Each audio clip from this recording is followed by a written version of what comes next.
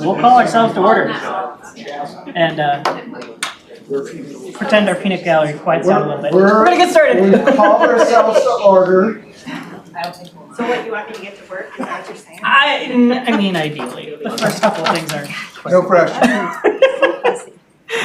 All right, so first up is approval of our agenda for the day. We can do that by consensus. Does anything need to get changed on our agenda? Hearing none, we'll call that approved as presented. And then we'll take approval of the October 3rd special meeting minutes as presented here. We can take a motion and second from anyone who's present at that meeting. I make a motion to approve the minutes. We have a motion from Monica. Is there a second? Second from David. Are there any corrections to those minutes? Hearing none, all in favor of approving those minutes as presented, say aye. Aye. Any opposed, say nay. Okay, those are approved. Thank you. That will bring us to the public invitation portion of our meeting for people to address the commission on any items not on our agenda. Do you have anyone registered this month? No one is registered this month. Okay, and for anyone watching video, if you'd like to speak to us in the future, there is an email address on our agenda.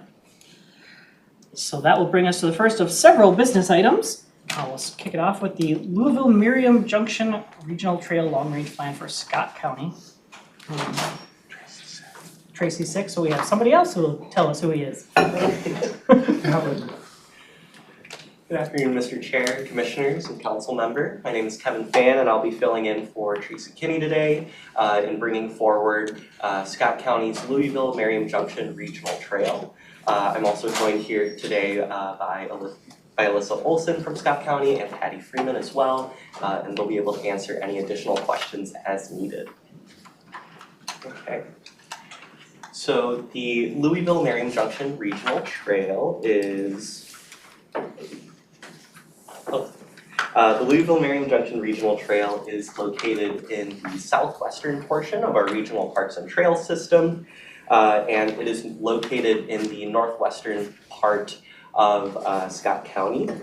In addition to that, it's also co-located with the planned Minnesota River Bluffs Extension and Scott County Connection Regional Trail, as they're located right next to each other.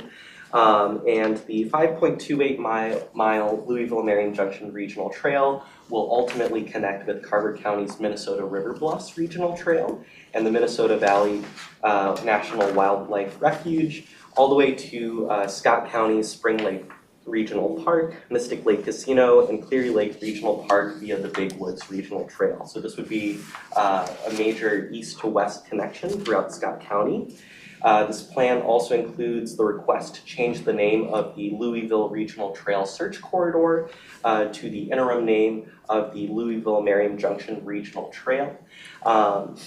Another important item to mention is that we are also presenting on the Minnesota River Bluffs Extension and Scott County Connector Regional Trail as a proposed 2-mile extension, and this was planned because Scott County intends to have a near-term goal of providing a seamless visitor experience between Carver County and across Scott County.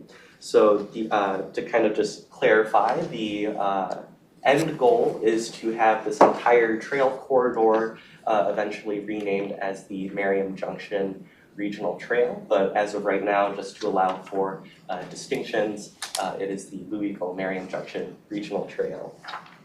I'd also like to mention that these maps are listed as figures 1 through 3 in your business items. Moving on into the equity analysis, Scott County conducted an analysis to identify any underserved communities and groups that they needed to reach out to during their planning process.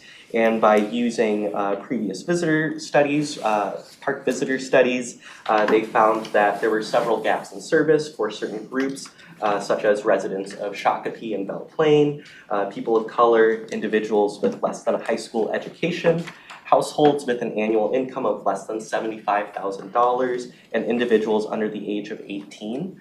After identifying these gaps and underserved communities, Scott County then focused on engaging these groups by showing up to certain events that catered to these communities, such as the International Walking Club Walk Around the World event, the Scott County Fair, and the Celebrate Jordan event, which comprised of many different businesses and organizations throughout the community to provide opportunities and access to these different groups. Some of the advice that ultimately shaped the plan was that visitors valued these trails for multiple things such as great scenery, recreation, health and exercise, as well as time with family. So as the county continues to grow, providing these services and access to recreation and parks and trails will continue to rise as well. Moving on into public and partner engagement, Scott County facilitated a robust public engagement campaign to reach out to these different communities through many different ways, such as an online platform, multiple in-person events such as open houses, as well as holding community conversations with different groups. The overall engagement themes that were found from public engagement was that Scott County should connect the trail to parks and places, add safe off-road places for residents to walk and bike, reduce environmental impacts of trails, reduce the potential impacts to private property in the trail corridor, increase trail safety along roads and at crossings, and to reduce trail costs.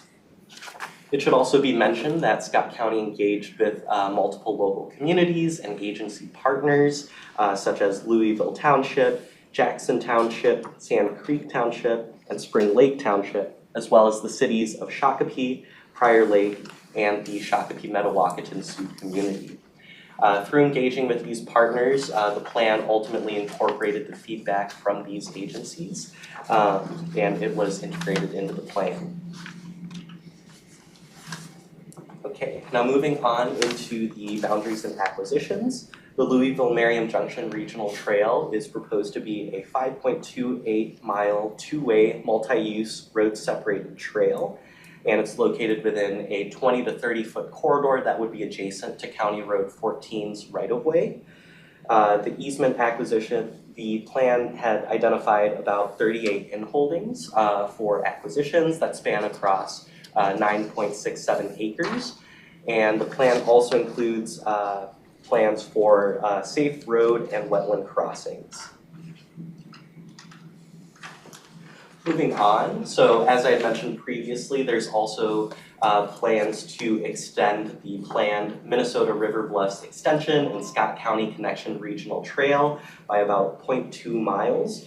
And this is with the intention of providing a more seamless connection for park visitors, park and trail visitors to cross local county roads and connect to the existing Merriam Junction Regional Trail. So this proposed extension includes the existing trailhead at the U.S. Fish and Wildlife Louisville Swamp Refuge Unit, and it also includes a parking lot in Louisville Township. And this trail, as I had mentioned, would connect to the existing portion of the Louisville-Merriam Junction Regional Trail. And since this trail is proposed to be in Scott County's road right-of-way, there are no acquisitions needed and no associated acquisition costs. Going into the trails development concept, the Louisville-Merriam Junction Regional Trail is separated into two different segments. Segment 1 is 3.03 miles with 0.9 miles of existing trails, and this would connect to the western trailhead that we had mentioned in the slide before and would extend east across County Road 14 to Marystown Road. The second segment would be about 2.25 miles of new trail, and it would extend east from Marystown Road all the way to the Big Woods Regional Trail. This trail also passes between Schneider Lake and Thole Lake. Just a quick mention, these two maps are also listed as figures 5 and 6 in your business item. The total estimated cost for the Louisville-Merriam Junction Regional Trail is estimated to be about $10.3 million, with $1.2 million for development and $9 million for acquisitions.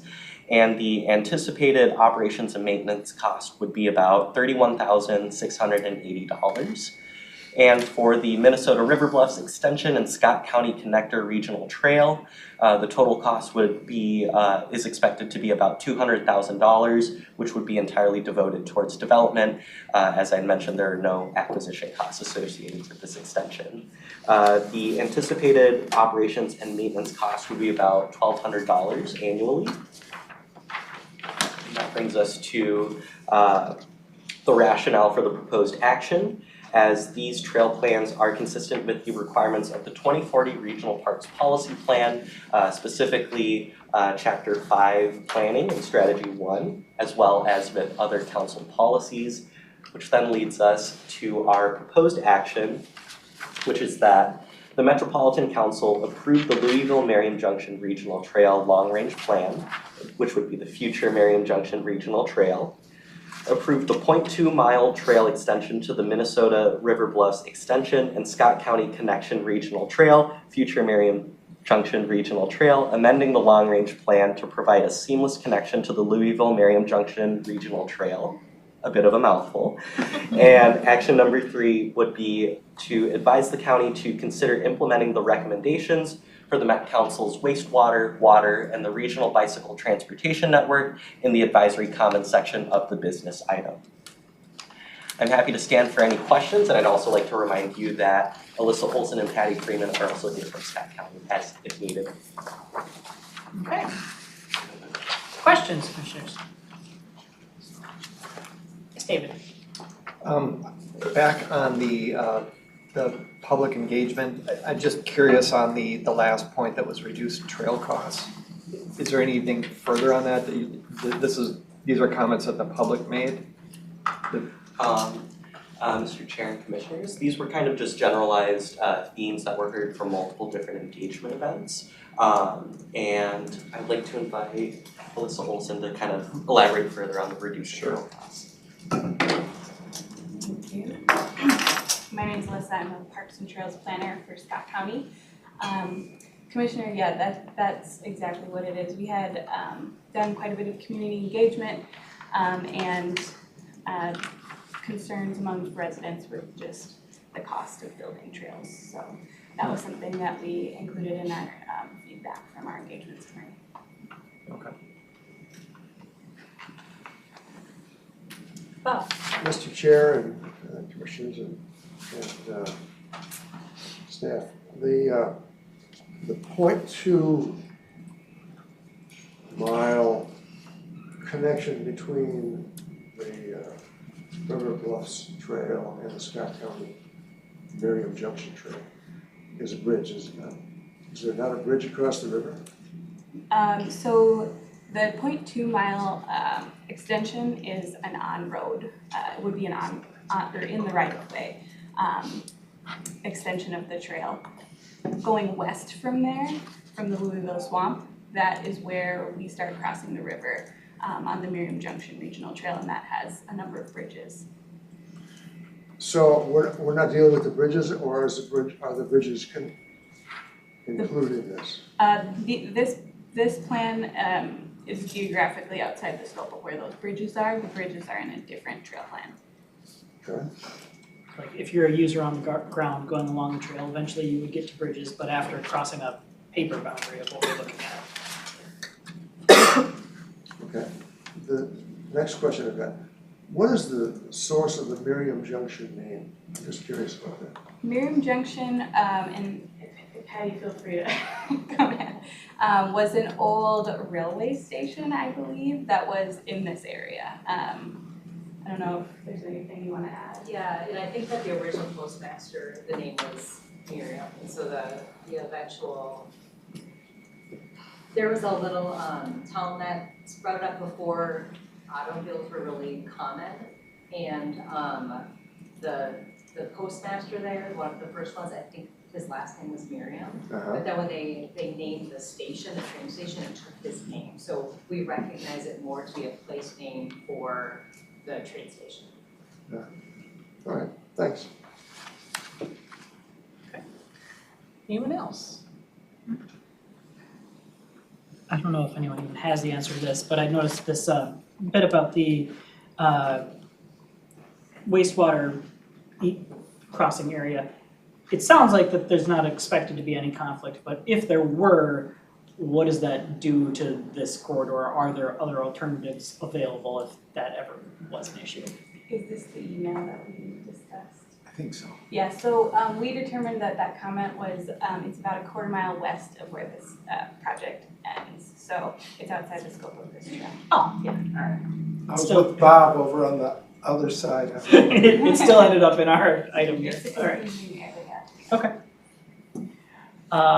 Any other questions or motions? I'll move the recommendation. Okay, we have a motion from Bob, second from David. That motion is that the Metropolitan Council approve the Louisville Miriam Junction Regional Trail Long Range Plan, future Miriam Junction Regional Trail. Approve the 0.2 mile trail extension of the Minnesota River Bluffs Extension and Scott County Connection Regional Trail, also part of future Miriam Junction Regional Trail. Amending the long range plan to provide a seamless connection to the Louisville Miriam Junction Regional Trail. Require Scott County prior to initiating any construction to send preliminary plats to the Metropolitan Council Environmental Services Interceptor Engineering Assistant Manager, and advise the county to consider implementing the recommendations for the Met Council's wastewater, water, and regional bicycle transportation network in the advisory comments section of the business item. Any discussion on that? Whose district is this? Bob's, okay. Nothing further? Okay. In that case, all in favor of that action as presented, say aye. Aye. Opposed, nay? That motion carries. That part of the plans is approved. Move on to some other ones. Next up, we have Shallow Waters Regional Trail Long Range Plan, also for Scott County. Good afternoon, House Commissioners, Mr. Chair, and Council Member. My name is Kevin Fan, and today I will be bringing forward Scott County's Shallow Waters Regional Trail Long Range Plan. As I had mentioned before, Alyssa Olson and Patty Freeman from Scott County are also here to answer any questions if needed. So the Shallow Waters Regional Trail is a 17-mile destination trail that would provide a north-south south connection in Scott County.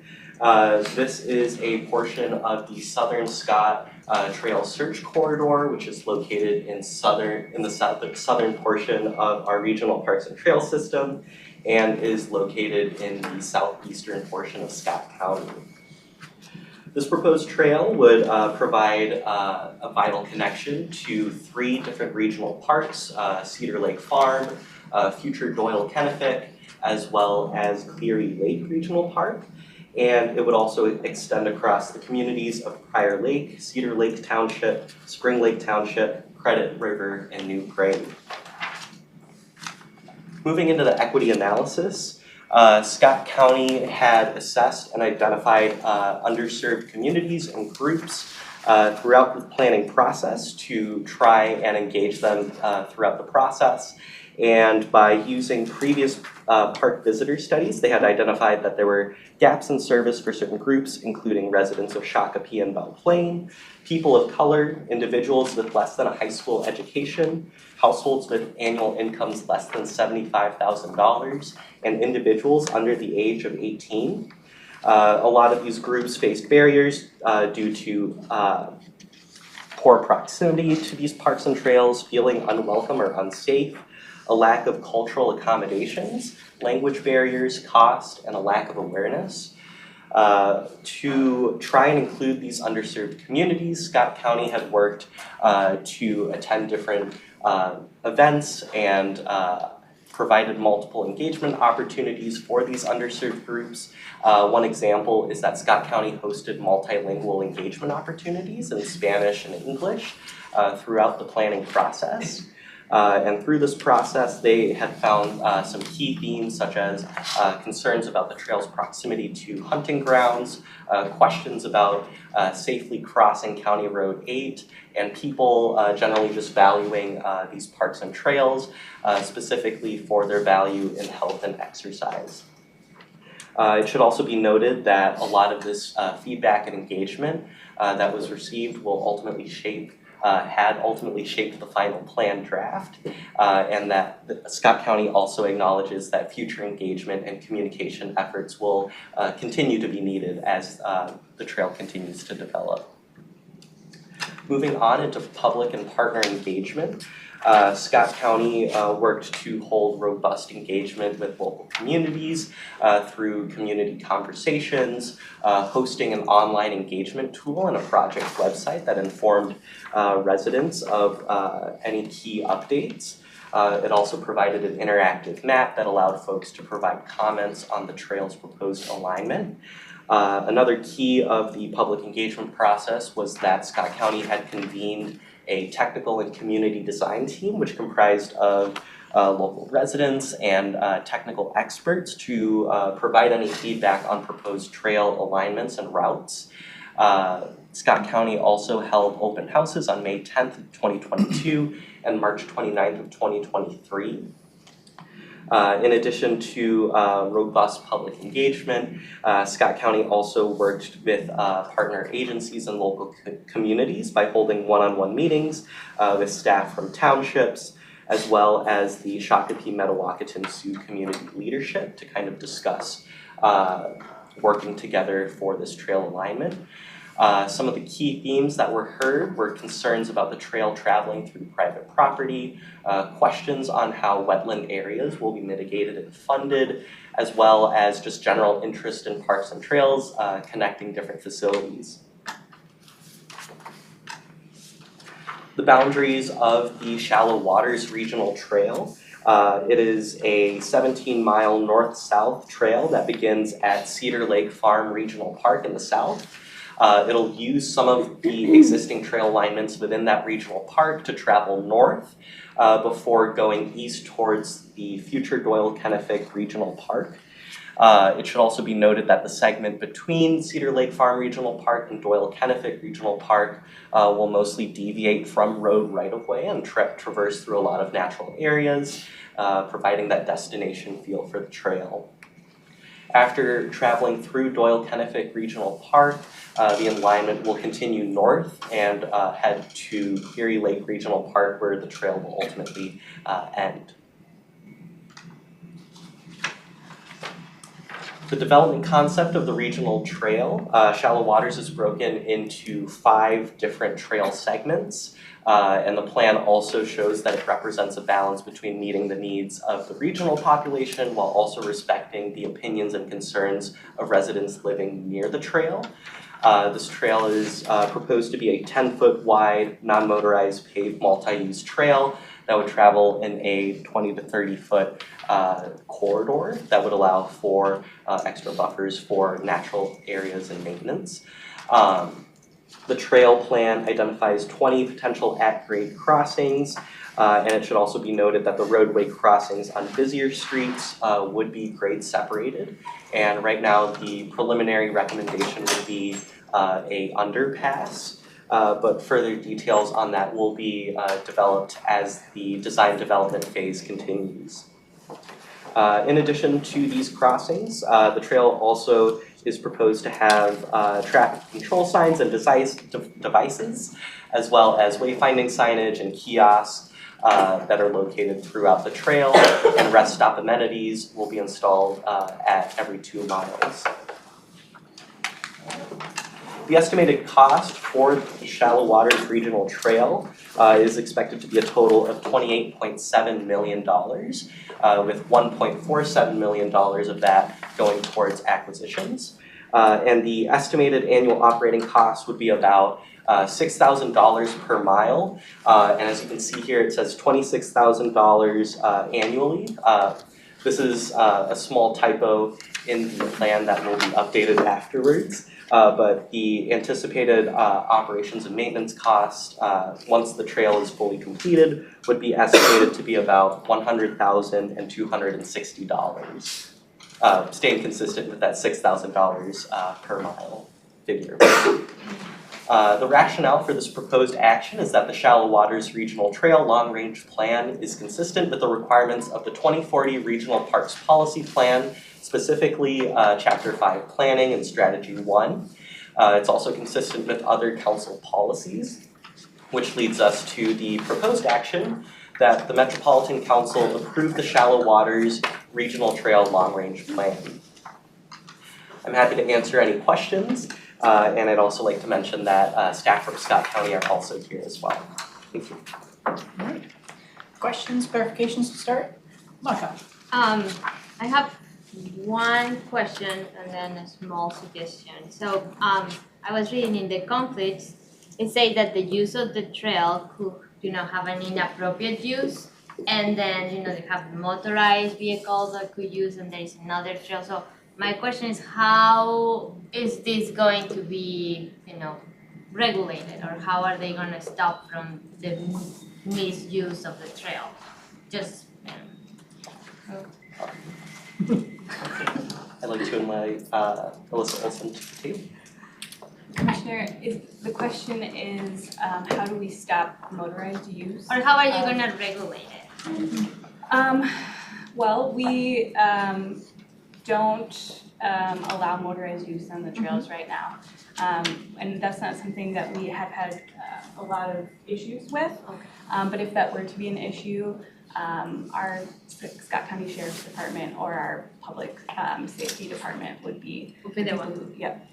Good. I just wondered if, it's a problem in a lot of the trails, and I was wondering if you have another idea. Now, I also noticed that you say that you want to put multi-language signage, especially in Spanish. So as a Spanish native speaker, as a suggestion, since you're doing it, it would be very nice if you also put the metric system translation of the miles. Because I have an idea of how much is, 0.2 miles and 17 miles, but I still have to, okay, so it's less than that many kilometers, and so I have to, so if you do that also, it will help.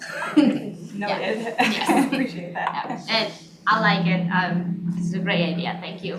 What always cracks me up is that the cross-country skiers use kilometers, so Right. switching from summer maps to winter maps, they switch which units they're in. I mean, I have no problems in winter, I just need to go out more in winter, but yeah, it's like, well, I think I can do 1.4 miles, but it's not 1.5 kilometers, I might just overwork, so yeah, it will help.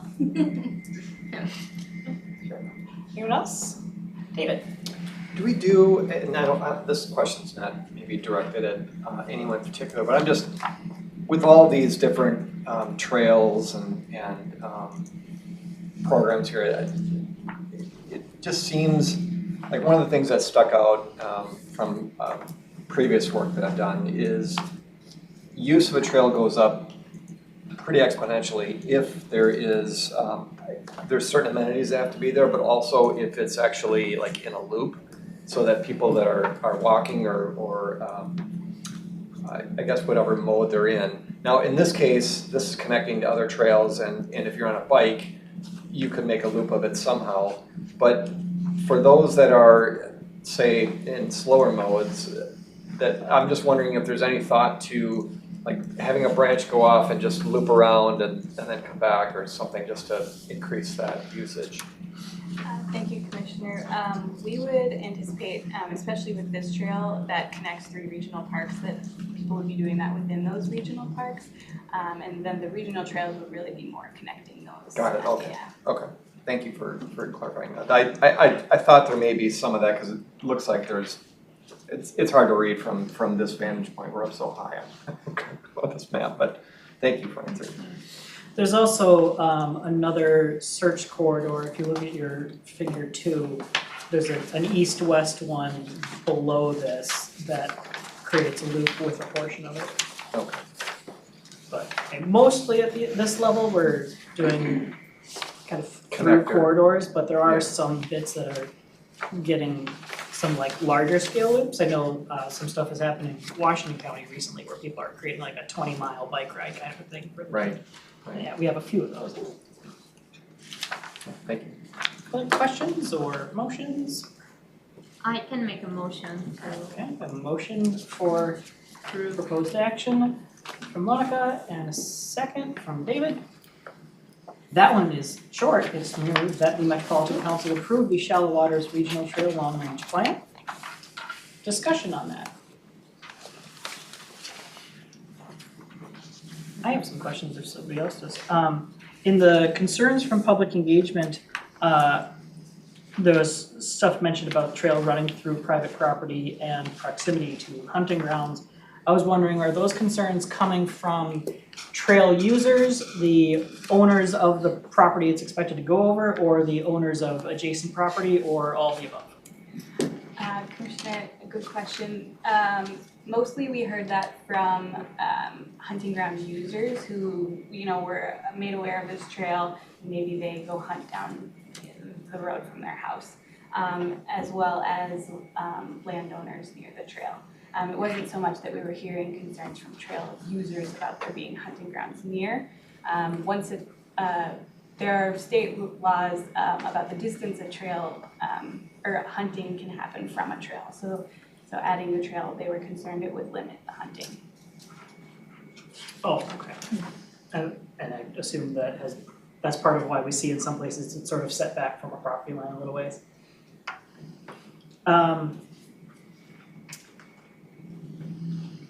And we're obviously outside of the MUSO, which is part of this, but I was a little bit surprised actually that the acquisition costs weren't higher than are listed, given how much private land is on here. Is that, what was the general feeling of the current landowners, like, are they open to this, or do we have a lot of people opposed to this? Is that acquisition actually kind of looking feasible? Obviously, this is a long-range plan, so it might be 4 years, but where does that kind of feel right now? So we had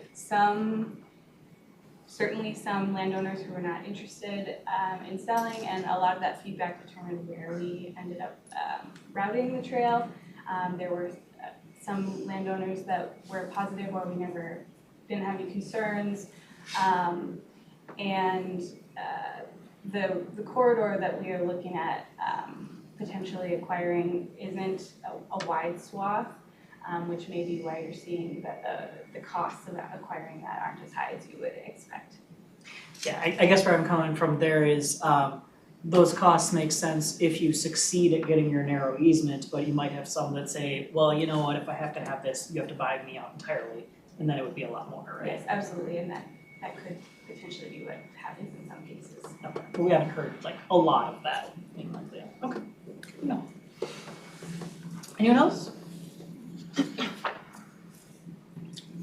All right, hearing none, all in favor of the motion as made, say aye. Aye. All opposed, nay.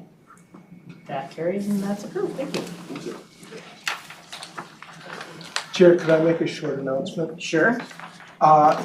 Commissioners, I just wanted, and audience members, I wanted to foreshadow a future item. It is the celebration of the 50th year of the establishment of the Regional Parks and Trail System. Thanks to Sandy, we have cake, and Sandy? yes, and It's actually legit homemade cake.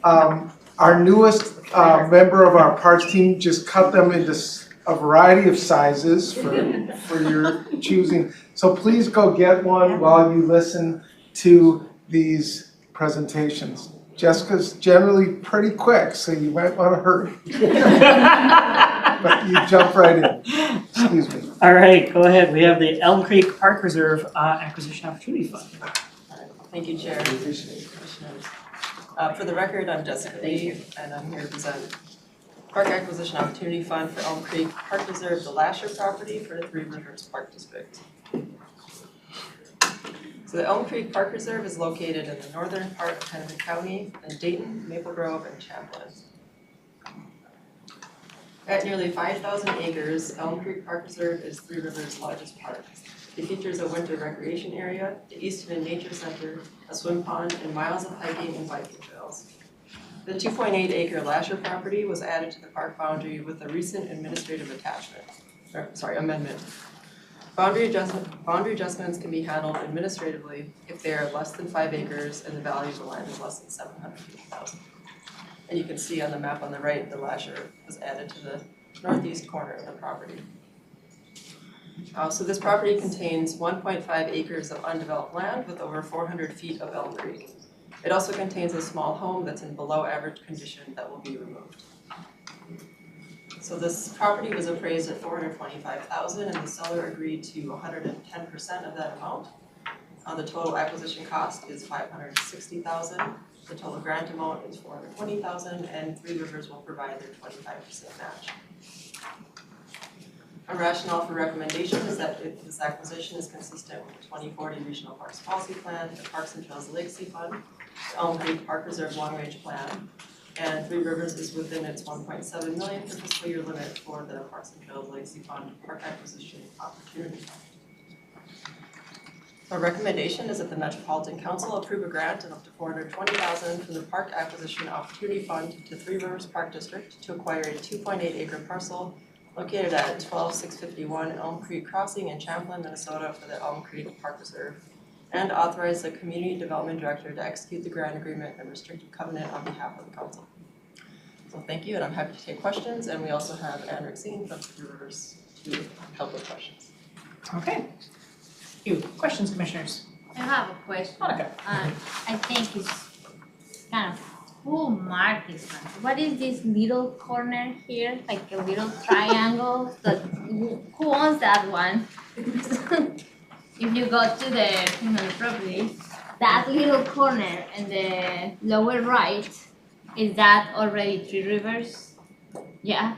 Yes. And how is possible that it makes no sense? I mean, I'm glad we own it, but it's just, right?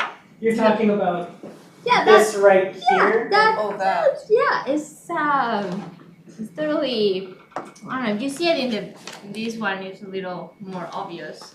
Like how can you even? I think it's a remnant from when they put the highway in. Yeah. probably. That's my guess too. It's probably part of the property to the east of the highway. On the highway, okay, so, Oh, cause it's a rectangle. yeah, Oh, the city of Champlin actually owns the it. city of, Right away.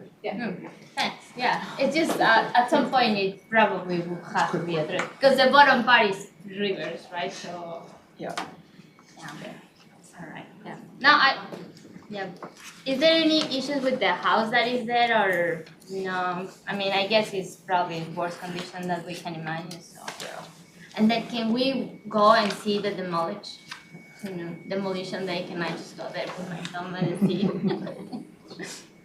Ask him. As a former architect, I like this kind of movement in machines. I have to say, we had one house in my neighborhood that was demolished as a fire department practice burn.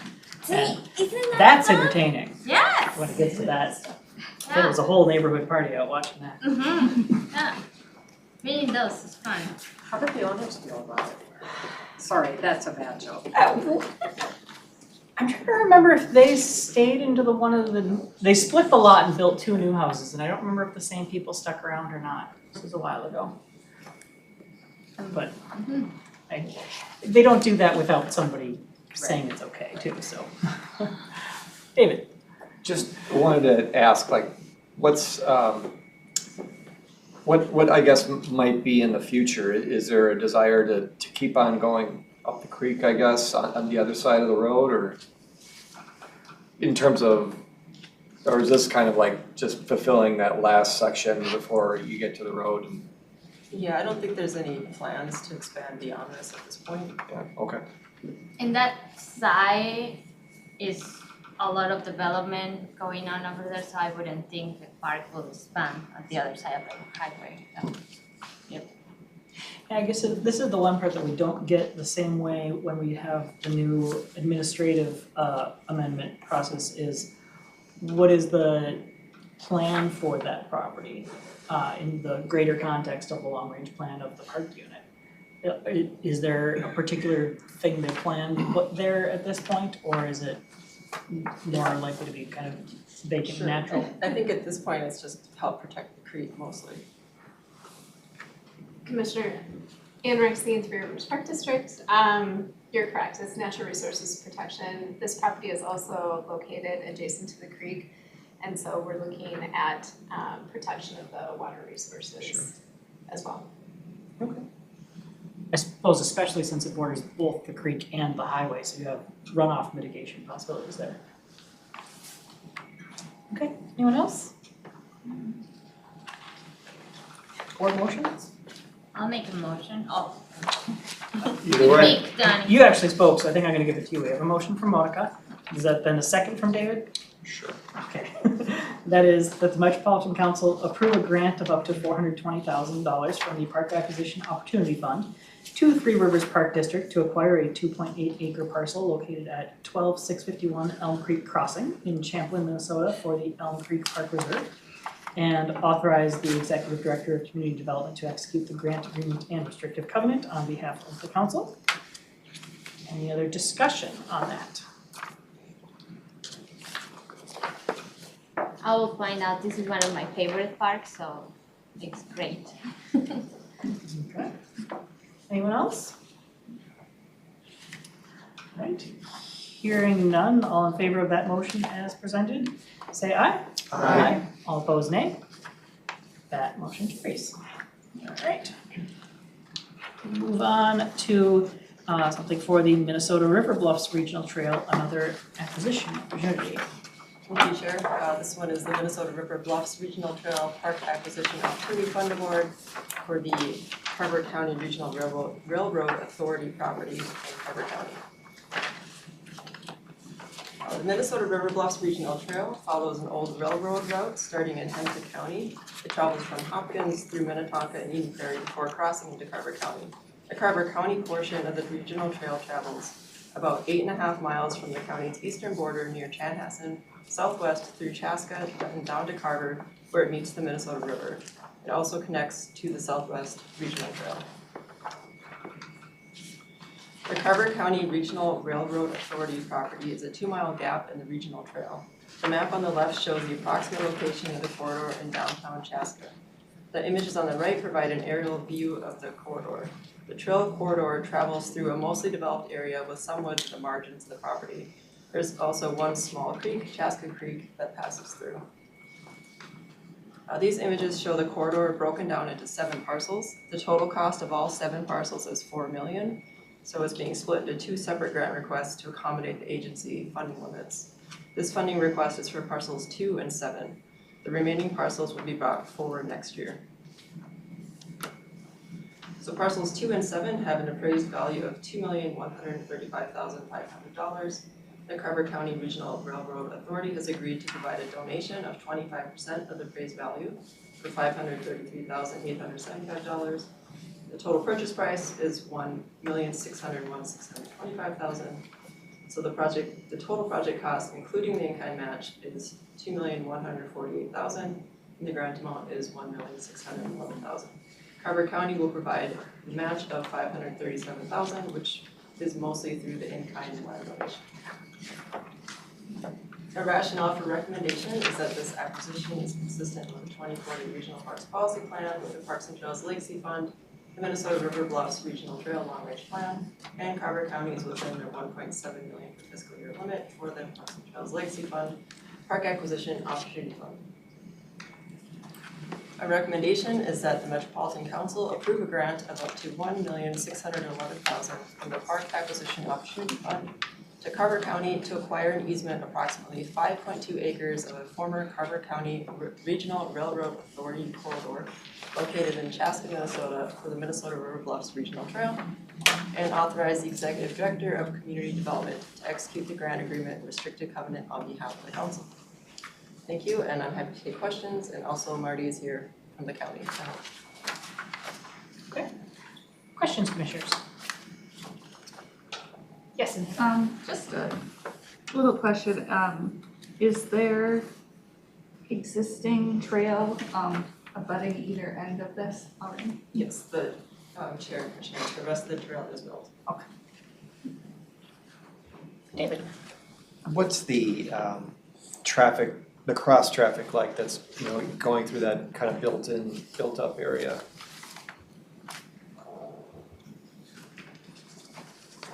Mr. Chair, members, Marty Walsh, Carter County Parks and Recreation Director. So great question with regards to that. There's some significant infrastructure underneath Highway 41 that really carries the traffic now through and under Highway 41 in this area. But otherwise, it's the trail parallels are County Road 61, so there's not a lot of cross traffic. And then as you go through the residential area, that there is crosswalks. That's street crossing. So. Is this the time for comments, or? After you make a I motion, never it can could be. remember when. If you wanna say you think it's a great idea, then you should make a motion first. All right, well, then I'll make a motion that we approve this recommendation. We have a motion from Bob, is there a second? A second. I thought David's hand first, but I heard Chris's voice, call it either way.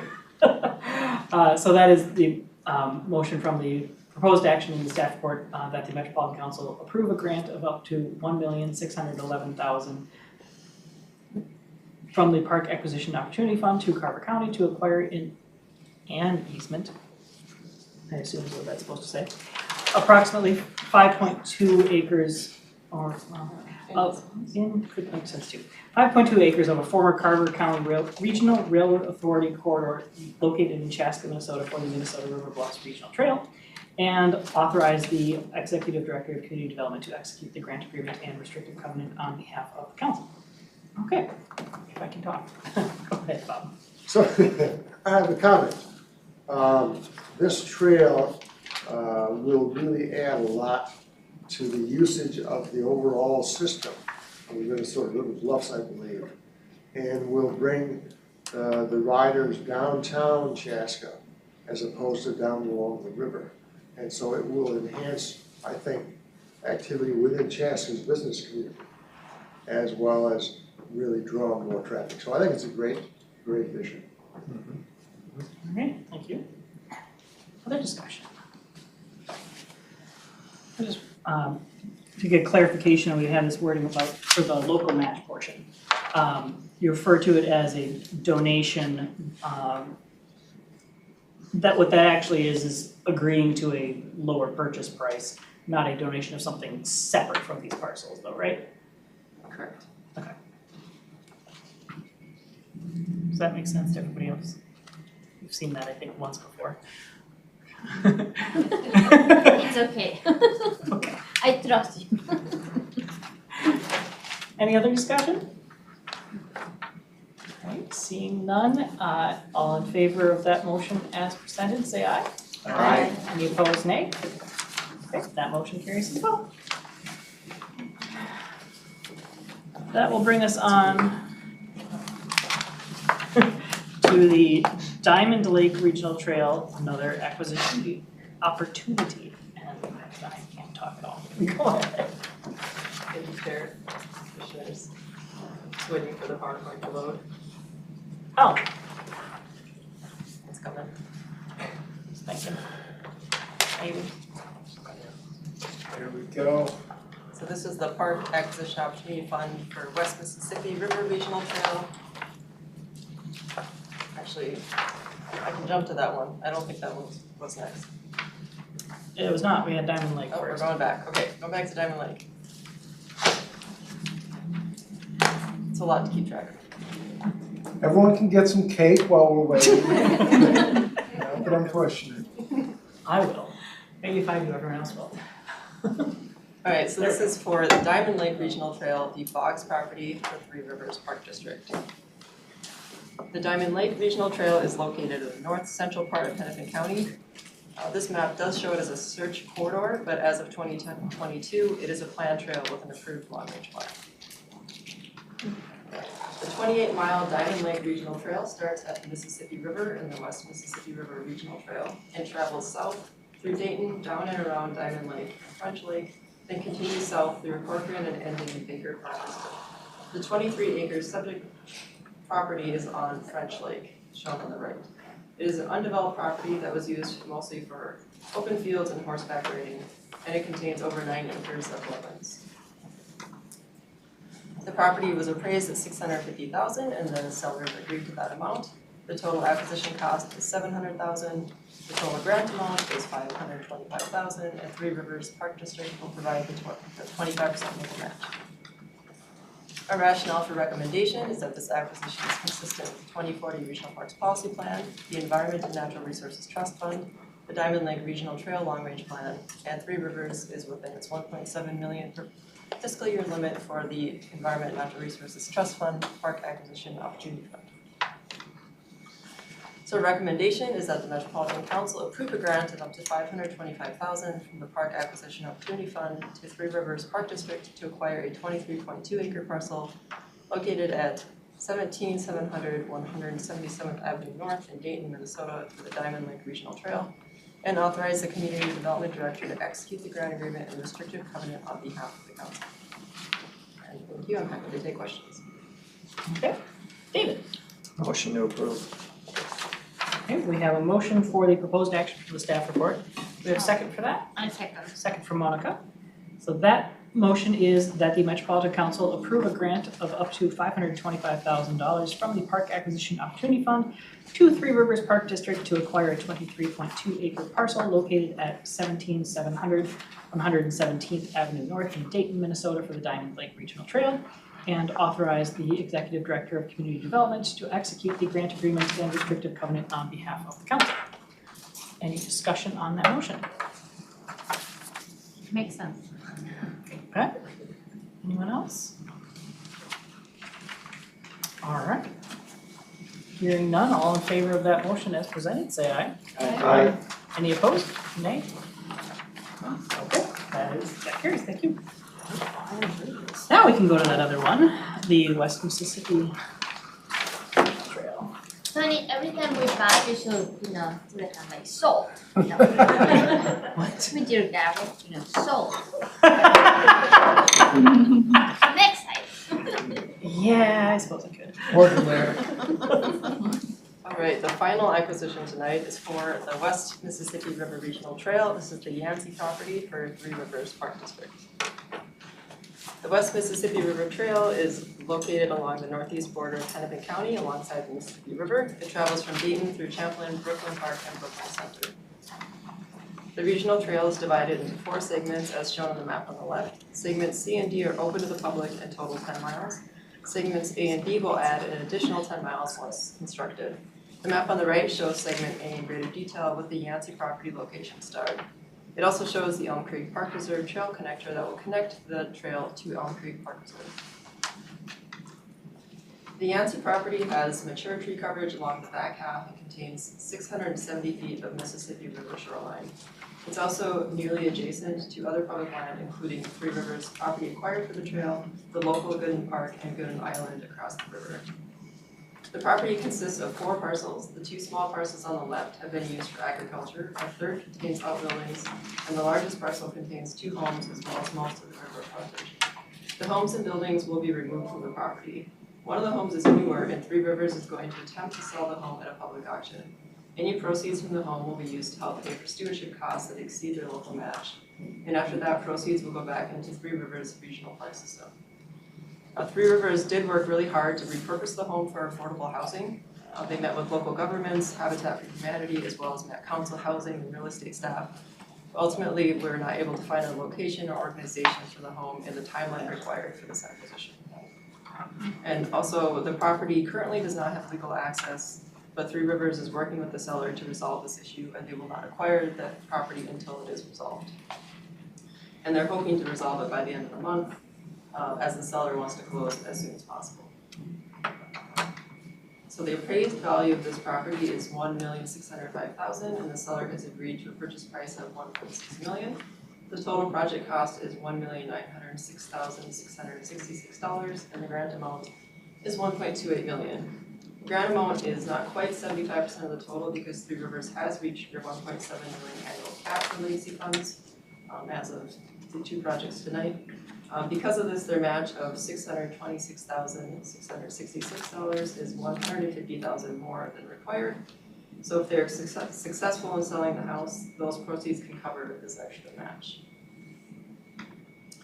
Our rationale for recommendation is that this acquisition is consistent with 2040 Regional Parks Policy Plan, the Parks and Trails Legacy Fund, their West Mississippi River Regional Trail Long Range Plan, and Three Rivers is within or has now met their 1.7 million per fiscal year limit for the Parks and Trails Legacy Fund, Park Acquisition Opportunity Fund. So our recommendations are that the Metropolitan Council approve a grant of up to 1.28 million from the Park Acquisition Opportunity Fund to Three Rivers Park District to acquire 4 parcels totaling 6.9 acres located at 15520 Lawndale Lane North in Dayton for the West Mississippi River Regional Trail, and to authorize the Community Development Director to execute the grant agreement and restricted covenant on behalf of the council, and to require that Three Rivers Park District resolve access issues with the property owner before acquiring the property, and to require that if Three Rivers Park District is able to sell the newer home at a public auction, the proceeds must first be used to cover stewardship costs that exceed the required match. Any remaining proceeds must be used for the betterment of Three Rivers Park District's share of the regional parks and trail system. So thank you. With that, I'm happy to answer questions. And again, Three Rivers is here to help. Thank you. Okay. David? You know, it's really tough to tell from just a couple pictures, but it sure feels like this, especially when looking at the overview map, that this looks like it'd be very close to being a flood zone. Is that, I guess, I'm assuming that when the appraised value comes in, that's factored in. I'll ask Three Rivers to. One moment, Rob's got a call. Sorry about that. Bob, I think, sorry. Chair and Commissioners, Anne Rigsby and Three Rivers Park District, can you repeat the question? I guess I'm just wondering if, how much this land actually floods and if that is factored into the appraised value. Chair and Commissioners, yes, it is. On page 5, you'll see how it's broken out into different parcel values. And the parcels A, B, C are the different ones that you see.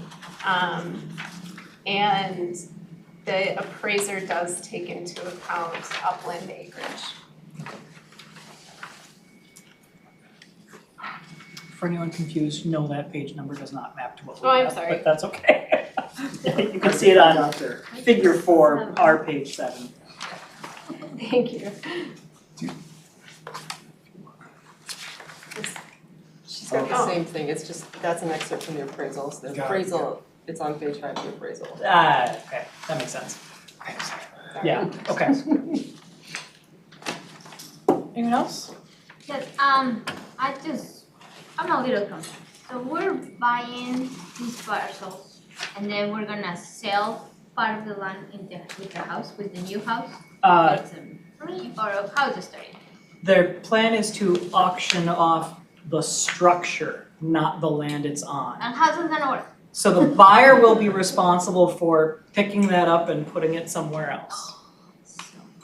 Yeah, which is why they're probably not going to get the full value of what's there is not what the purchase price is gonna be, because they're gonna have to also account for the cost of moving it. We'll move it, okay. But the idea is there will be an auction for the bit above the ground, and whoever wins that has to make it go away.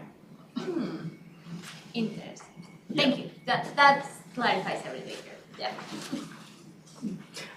I have questions about how that works administratively, just in terms of, okay, so we give a grant with some money to buy the whole thing, and then they get some additional money from this auction, and then we're saying that will somehow go back into the regional park system.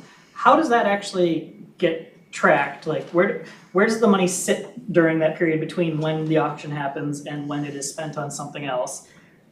Whose systems is it in and how? And do we have to somehow report that back differently to the funds where this acquisition money is coming from? Does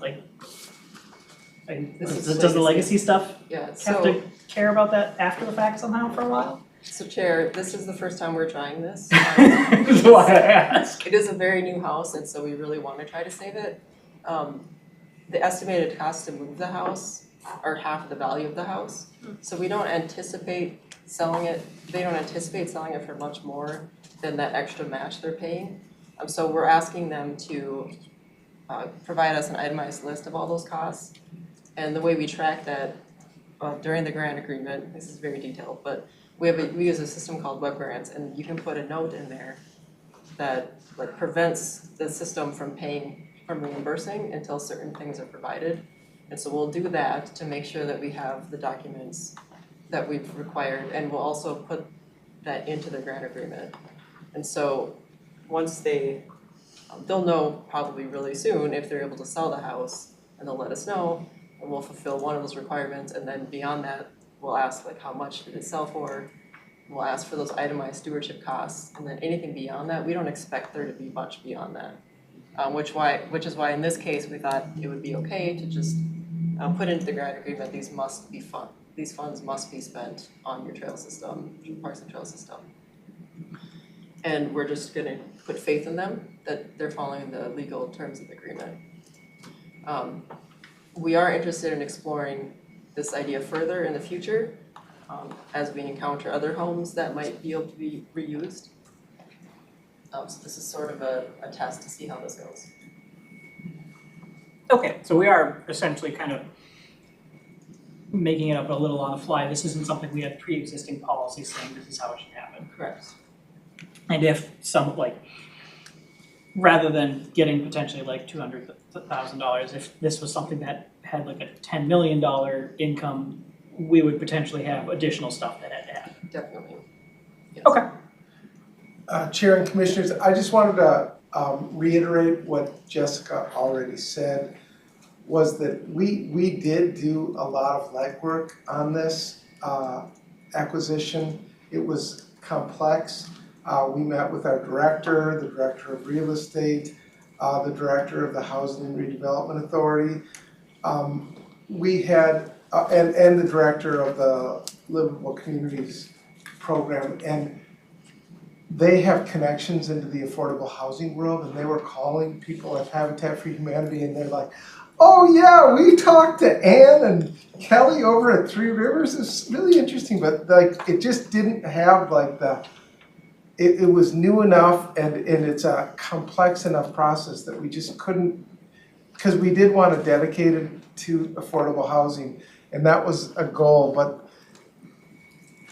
the second goal was, let's not tear it down, in the spirit of Bob Mueller's ongoing message. Is like, let's repurpose these houses if there's that opportunity. So I just wanted to call that out, because I think there was a lot of legwork. I know a lot more legwork on the Three Rivers side on this one. If I may comment, I really personally appreciate all the work you guys have done.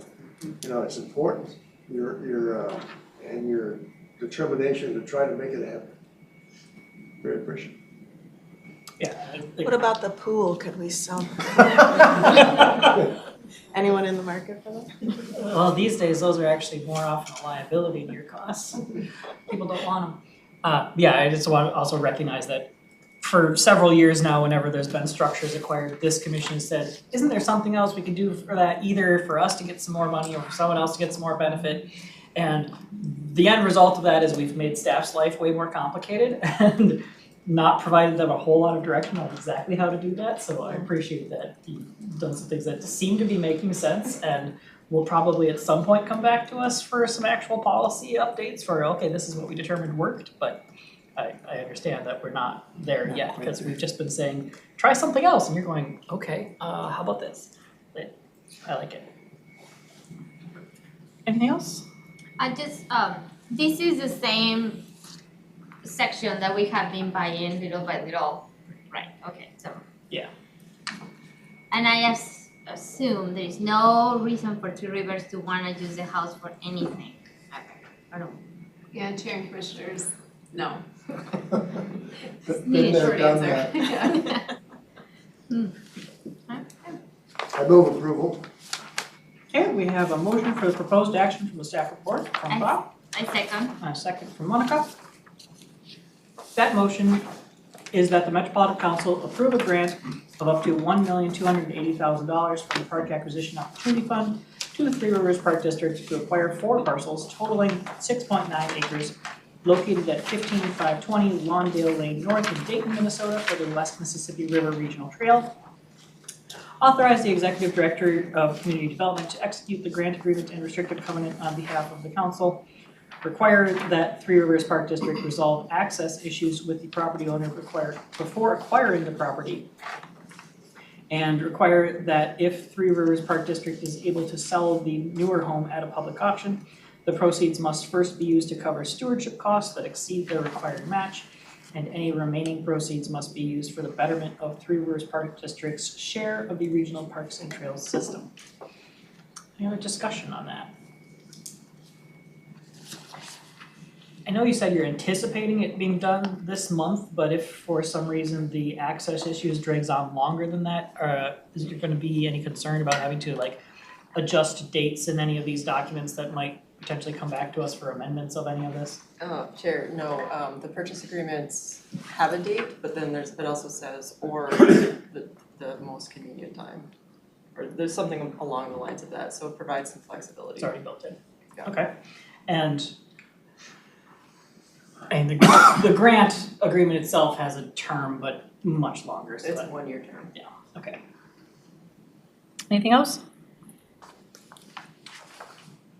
Alright, hearing no further discussion, all in favor of that, say aye. Aye. Opposed, nay? And that motion carries as well, thank you. We actually got through all of those in just over an hour, not bad. Go ahead. That brings us on then to some information items. First, we have celebrating 50 years of the Regional Parks and Trails System. Go ahead, Emmett. Thank you, Chair and Commissioners. Did I mention there's cake? Yes, I did. If you're interested, please jump right in. The Regional Parks and Trails System was established 50 years ago, 1974, by the state legislature with the passage of the Metropolitan Parks Act. Why? They were looking at the rapidly growing urbanization going on in our region, and they passed a law that brought together large parks and trails, totaling 31,000 acres, into the new regional system. In this first year, in 1974, there were a measure to be 5 million visits across those 31,000 acres. So now fast forward 50 years, and over $1.5 billion of state and regional investments. We have a system now of over 50,000 acres and over 69 million visits in 2023. So it has grown considerably and use has increased considerably.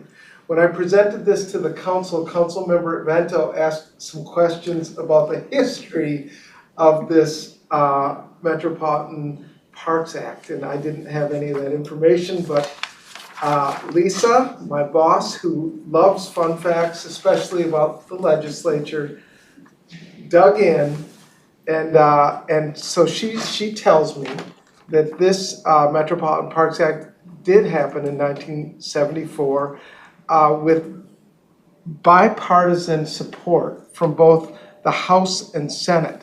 The bill was passed out of both bodies with significant majorities. Authors in the Senate were Senators Chenoweth, John C. Chenoweth from St. Paul, Senator William Kirchner from Richfield, Senator David Schaff of Friendly Fridley. All of those senators have since died. Authors in the House were James Casserly of Minneapolis, Julian Hook of St. Louis Park. Don't know if you know that person, David. Red Dog. His nickname was Red Dog. Oh, really? Really? I didn't know that. He was a defensive back for the Gophers. Yeah, for heaven's sake.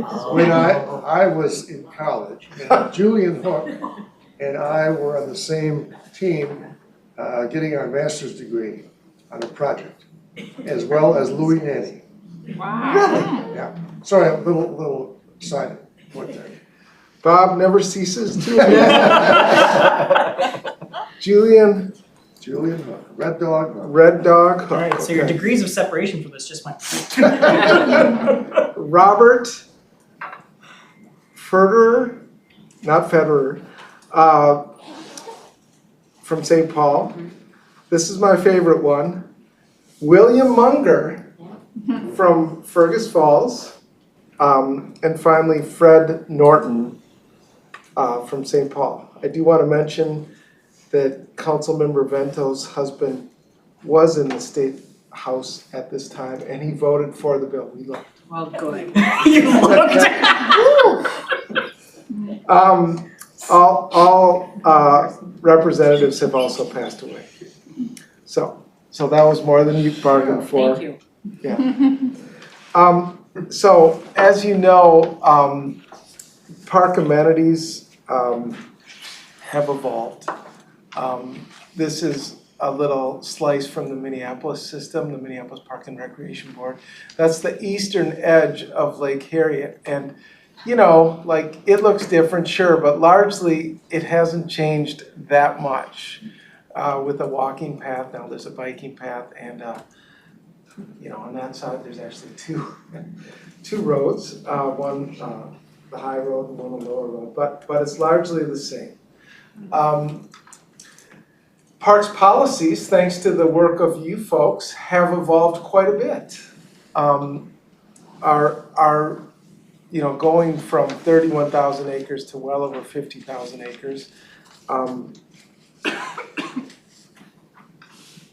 And a lot of things have stayed the same. And number one, I just want to mention the commitment to the Natural Resources Foundation, the restoration and protection of land. That's something that has remained constant. I wanted to call out Dakota County, who's not here today, but Spring Lake Park Reserve in the lower, bringing bison back to the landscape. That's pretty darn exciting. And then just like some great historic photos. I think that's Washington County and Lake Elmo Park Reserve's swim pond.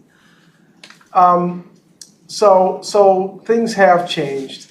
That's a great project that Ramsey County had in the upper left hand when they redid their ordinances, made them a lot more 21st century in terms of park hours, changing like violations that would be misdemeanors to administrative penalties. That's the Changsha Garden at Phelan. Really great cultural connection. Indian Mounds in the lower left, recognizing that park needed to be transformed from a recreation-focused park to a park focused on reflection and honoring the Dakota people who are still here.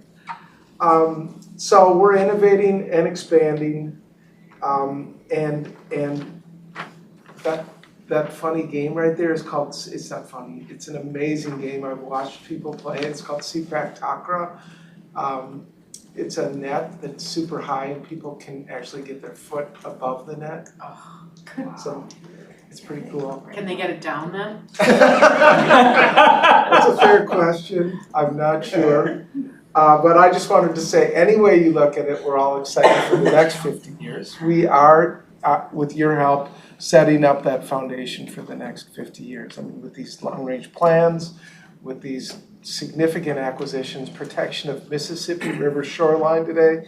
I'm just really excited about that. So thank you for helping us celebrate the 50 years of the Regional Parks and Trails system. So thank you. Not all of our partners stuck around, but you know, I wanted to just mention Anoka County, Bloomington, Carver County, Dakota County, Minneapolis Park and Recreation Board, Ramsey County, St. Paul, Scott County, who's here today, Three Rivers Park District, who is here today, and then Washington County. So they're doing the work. So. Was this the same legislation that even empowered some of these agencies to have park property? Because it's in the same kind of ballpark of timeline for when that happened. Chair and commissioners, I will just say, hold on. It may be next month.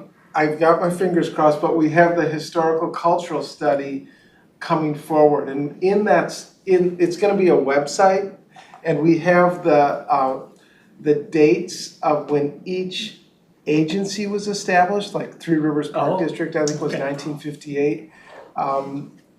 Washington County was later.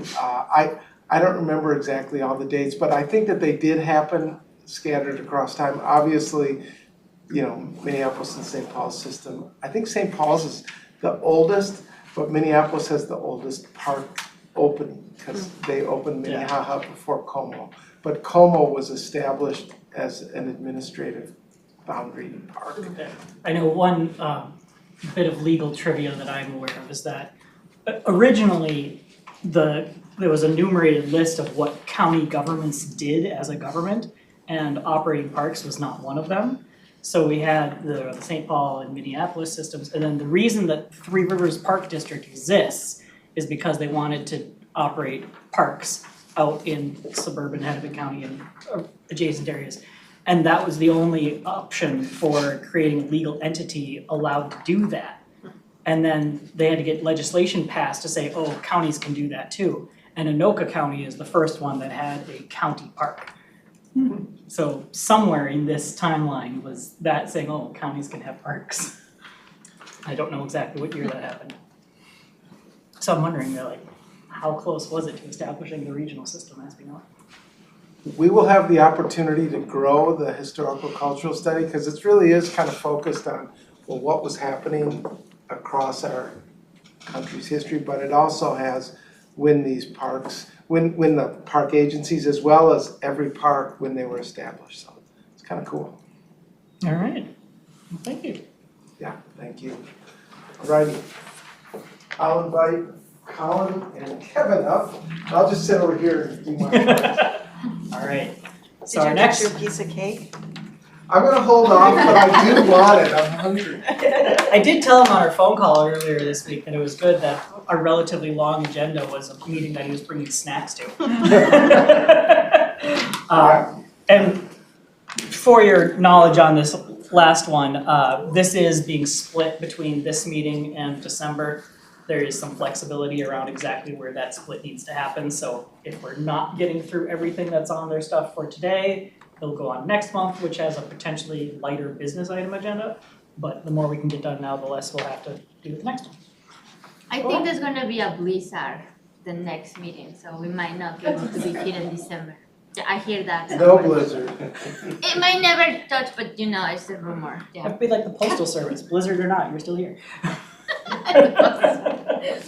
If there's cake. Yes. Sure. It's December, we Setting the need. precedent. Yes. Go ahead. Good afternoon, MPOS commissioners, Mr. Chair and council member. My name is Kevin Fan. I'm joined here today with Colin Kelly and Emmett Mullen, and we'll be going through a very high-level summary of some of the key themes that we heard from the Imagine 2050 Regional Parks and Trails Policy Plan public comment period that had occurred from August 15th to October 7th. So we'll be going through kind of the themes that we heard, but also look at who commented, how they commented, and how the council held engagement processes throughout the past 2 months. And then after that, we'll be looking at some of the key themes that were mentioned in each of our policies and sections of our policy plan. And then after that, we'll go through a few proposed revisions that we want to gather your input on. So as a kind of brief recap, Imagine 2050 is the Regional Development Guide process that is being updated currently, and as a part of that, the Regional Parks and Trails Policy Plan is a chapter within that document. And the Regional Development Guide recently went through a public comment period that was held from August 15th to October 7th. So as a part of this process, we had gathered comments from a variety of forums, such as online through our online website and social pinpoint. We also accepted feedback and comments from emails, mail, like physical mail sent in, as well as through in-person comments that were heard either at our public hearing on September 25th or through various art and policy events that had occurred throughout the public comment period. The general comments that were received was that we had received over 1,200 comments from approximately 500 unique organizations and individuals. And another thing to note is that during this process, the regional parks also reached out to the implementing agencies to gather any comments or feedback on the draft planning handbook. And their comments were accepted until Friday, October 25th of 2024. So you probably heard me mention art and policy. This is kind of one of the key engagement initiatives that we had held as the council during the public comment period. A lot of park staff was heavily involved in this effort. And this was essentially an initiative to incorporate art into the planning process to increase visibility and accessibility of Imagine 2050 and to encourage people to provide their thoughts and feedback on these different policy plans. So overall, this project collaborated with multiple different artists. We worked with 4 visual artists to create visual art of the different policy areas, which was land use, housing, transportation, water, and parks and trails. And in addition to those visual artists, the council also hired 9 engagement artists to attend different events and to creatively source feedback and comments from the local communities and from the general public. Some of the art projects that were included was custom flag creation that allowed people to pick their top 3 regional goals in the development guide. There was also the opportunity to create different mural blocks, attend a sound garden, or look at projection art at different events. So moving on, we are now shifting into what we've heard. And I'd just like to quickly point out to Commissioner Dillenberg that we are really happy to show that there is some bus art on the PowerPoint presentation. This is the water artwork that was created by Callie Tao. And this image is from the Chromosome Art and Policy event that was in late September. So moving on, we are now shifting into just assessing who commented and how they commented throughout this process. So we had received feedback specifically for the Parks and Trails comments from 14 agencies and local government units. Some highlights are the National Park Service had reached out, as well as 9 of the 10 implementing agencies. Just a quick note on that, while only 9 of them had reached out, we want to mention that prior to the public comment period, we had continually worked with all 10 of our implementing agencies throughout the process of drafting this plan, and that they were all engaged throughout this process. We also received comments from the cities of Richfield, Hugo, Brooklyn Park, and Lakeville. And then we also got comments from the general public, as well as comments from the Metropolitan Parks and Open Space Commission, as well as the Community Development Committee. So these comments came in a variety of forms, such as the online engagement tool, through emails, as well as in the public hearing. The Regional Parks and Trails Policy Plan received approximately 105 related comments, including 16 emails and letters that were sent to us.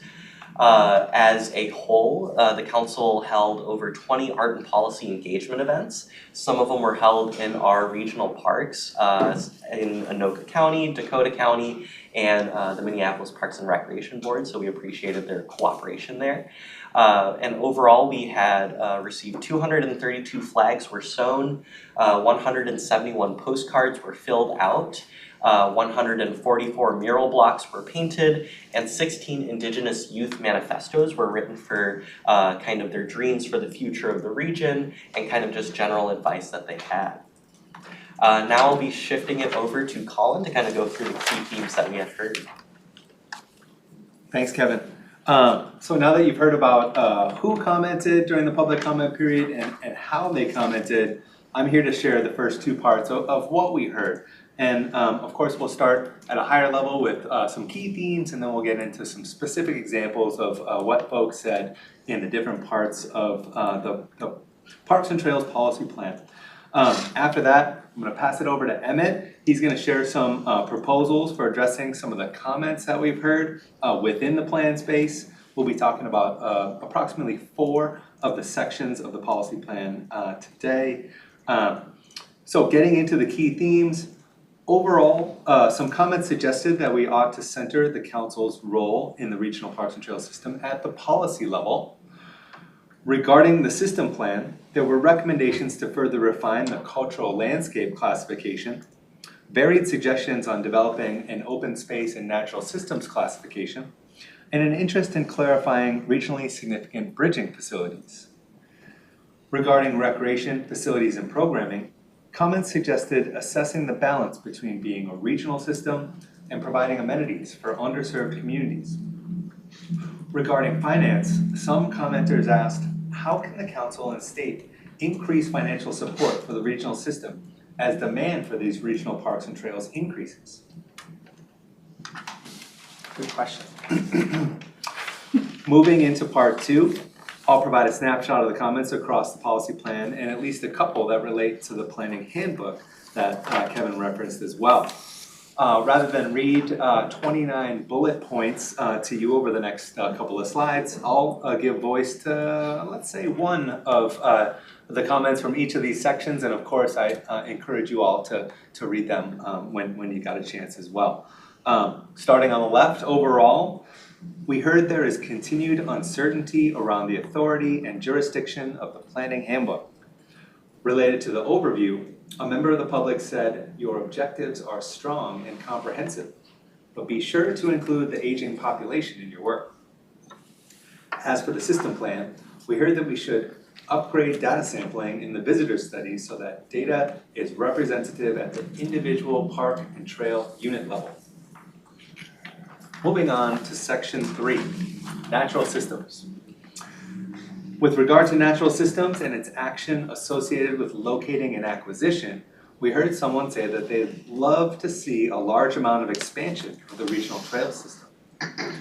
In climate resilience, we heard the Met Council should be a leader in this area and provide steps for achieving goals along with working with implementing agencies. In planning, we heard a request that any and all future revisions to the planning handbook should be required to obtain approval by the Metropolitan Council. And in system protection, we heard from the National Park Service that the 2050 policy plan should prioritize visual protections to maintain the region's aesthetic and scenic qualities, citing the importance of preserving the visual integrity and scenic vistas of the Mississippi River corridor. Moving on to section 7. In recreation facilities and programming, we heard that uses should be consistent with the state park system if we are going to make the comparison relevant in the eyes of legislators. In finance, we heard that the council should consider establishing a dedicated operations and maintenance fund, particularly for long-term maintenance after restoration. And finally, the work plan. We heard from the American Indian Advisory Council, who said that the council ought to develop a training program for staff from parks implementing agencies about indigenous management practices. And with that, I'm going to pass it over to Emmett to share some of the proposed plan modifications in 4 parts of the draft policy plan. Thanks, Colin. That's perfect. I'll take that. Here we are. I'm going to dive into section 2 of the Parks and Trails Policy Plan, which is the system plan, the description of what is the system. Public comments for section 2 touched on clarifying the cultural landscape subclassification, which we proposed as a new classification. We heard mainly from park implementing agencies on this topic, and their comments ranged from support of the cultural landscape classification to expression of the need to further refine the subclassification. To address these comments, Council Park staff proposed the following refinements to the policy plan. The first proposal, which is number 1 on that very busy slide, is to modify the policy plan classification description by further clarifying that cultural landscapes recognize lands with significant cultural value to American Indian tribes and other cultural organizations and communities. So not unique to just the American Indian community, even though that was a big point we heard. Secondly, Council Park staff proposed to continue to refine the subclassification with American Indian tribes and other cultural communities during plan implementation. So we think we have a really solid recommendation by creating that subclassification. We have the city of St. Paul chomping at the bit to be the first to use it for the Indian Mounds Regional Park. And we know that once we get into it, we can make refinements. Okay, I'm going to just continue with a couple more comments on the system plan, section 2. Another public comment topic with section 2 touched on clarifying bridging facilities. Bridging facilities is a type of special recreation feature, or now we're calling them special features, so like the Como Zoo. Bridging facilities, the whole point is to introduce the regional system to new visitors. That's the whole point of bridging facilities. There is not a bridging facility open today, but there is one bridging facility. Three Rivers Park District has one in a search area. So that's exciting. We heard from a local community, City of Ridgefield, as well as an implementing agency on this topic. Their comments included interest to partner with implementing agencies in supporting bridging facilities, as well as expression of support for counting bridging facilities in the annual park user counts. That was a big topic when we first introduced bridging facilities, and we said, let's not do it initially, but hold on. So to address these comments, Council Park staff proposed the following refinements. The first proposal refines bridging facility site attributes so that it's clear that mobile elements, so that bridging facilities can travel. They can go to schools, they can go to local parks, they can go to a nonprofit organization. And we also are recommending that these mobile programming events outside of a regional unit are not counted as part of the annual use estimate, just because it's a little too complicated, and oftentimes the mobile element is participating in a big fair or something, or an event. The second proposal here, number 2 on the slide, recommends that bridging facilities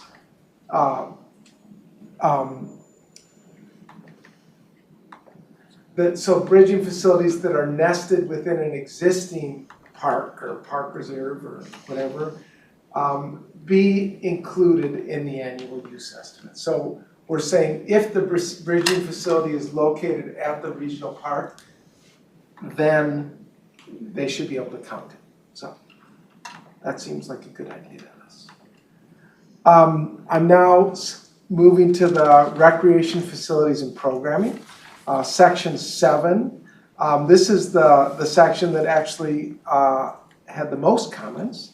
And we heard a lot of comments from implementing agencies, expressions of support. But the first one that we thought we should do something about or change is to more accurately reflect the council's role, to reduce the amount of content, and to consider a standalone action on ineligible activities, so to be super clear. So to address these these comments, council park staff proposed the following three things, okay? On the first point, the first proposal is to modify language in actions 1 and 3 to more accurately reflect the council role. So in action 1, we say the Met Council supports rather than develops opportunities, programs, and spaces, because we don't develop, we support implementing agencies, that's what they do. Similarly, in action 3, we changed the same word to support rather than provides a wide spectrum of connections and partnerships through all those things. The second proposal is to move the desired outcome examples. So these are outcome examples in the first 4 actions of section 7 into the planning handbook. That's just a better fit, that they're kind of, just examples of what's possible. So we're going to do that, or that's what we're recommending. And then finally, the third proposal is to create a new action 6 within this section to house the content on ineligible activities or facilities. Nothing changed. We're just saying we can call them out more clearly as the last section in this part of the plan. Section 8, everyone's favorite one, finance. There were a lot of comments around finance. Most of them had to do with increasing the funding commitment, which, we've heard before, but it's important. There were 2 general themes I wanted to highlight with this. The first is concerns were expressed that council staff was moving the finance policies away from collaboration towards pure cold management. And that was just like a comment we got, that they said, why aren't, because it used to say the finance should provide equitable distribution, but staff really was scratching their head because equitable distribution, we weren't able to very accurately define what that meant. The sentiment was actually really council staff's desire to be clearer around what our role is. So in the finance section, we centralized all the statutory requirements up front in this section, and then the actions where the council has greater discretion, we put those second.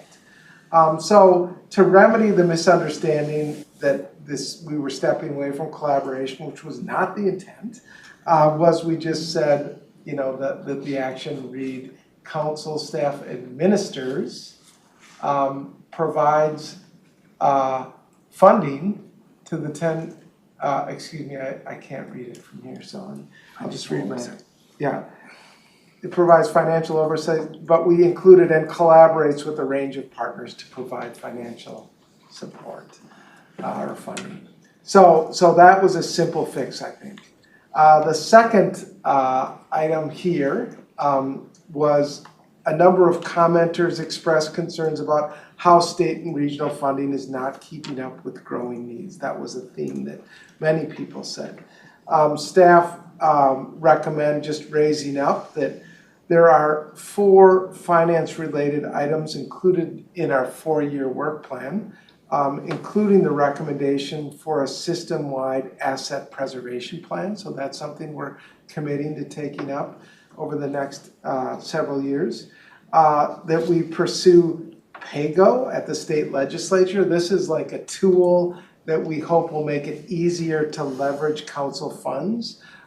Take, for instance, if the state doesn't fully leverage our bonding ask, which has happened.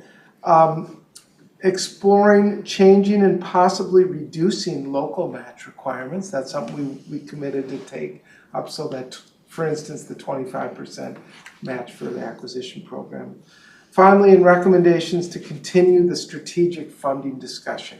The strategic funding discussion was one of the 8 work groups that we had and hosted with the park agencies, and that we just continue that conversation. That was an excellent conversation. And the work group would talk about it, and then we'd bring ideas back here, and it was that sort of iterative process.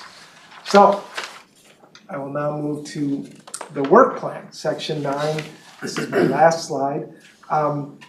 There were a number of comments made about section 9, including how were work plan items identified and prioritized. I wanted to just comment that the work plan was generated through the engagement process of the Regional Development Guide work. It was meeting with park implementing agencies, it was meeting with you, MPOS commissioners, council members, and many other stakeholders. Many topics that we took up during the planning process proved too large or complex to be resolved in the time we had together, and as such, items were put into this holding tank, the work plan, to take up during plan implementation. Finally, there was a comment around to make a public commitment to take up climate change in the work plan, specifically adaptation and mitigation next steps. We just were very clearly adding that to something that we wanted to take up. That is, in my mind, also contained in section 3, which is around climate resiliency, and 4, natural systems, that we were saying we're gonna do a lot. But I'm happy to put that in this because, you know, the council is really committed to helping the park system adapt and mitigate the impacts of climate change. So I know you have questions about all that, but now I'm going to pass it for Colin to go through just a couple more slides, and then we'll be done. Thanks, Emmett. Now what, or what now? Well, the big message here is we are getting there. We've been at this for quite a while, but we are getting close to the finish line, we do believe. Council staff are actively processing comments, developing responses, as you've just heard from Emmett. There's much more to come, and we're refining the policy plan and planning handbook content through the end of the year, essentially.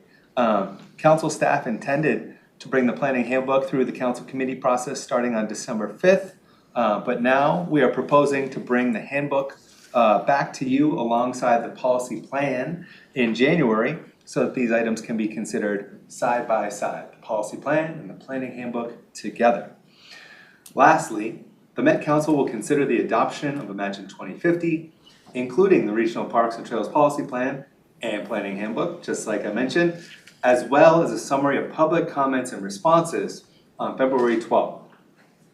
And just if you're curious, the bus that you see here is another art and policy bus. This is the land use bus, if you're curious. This one's a little bit different than the other one.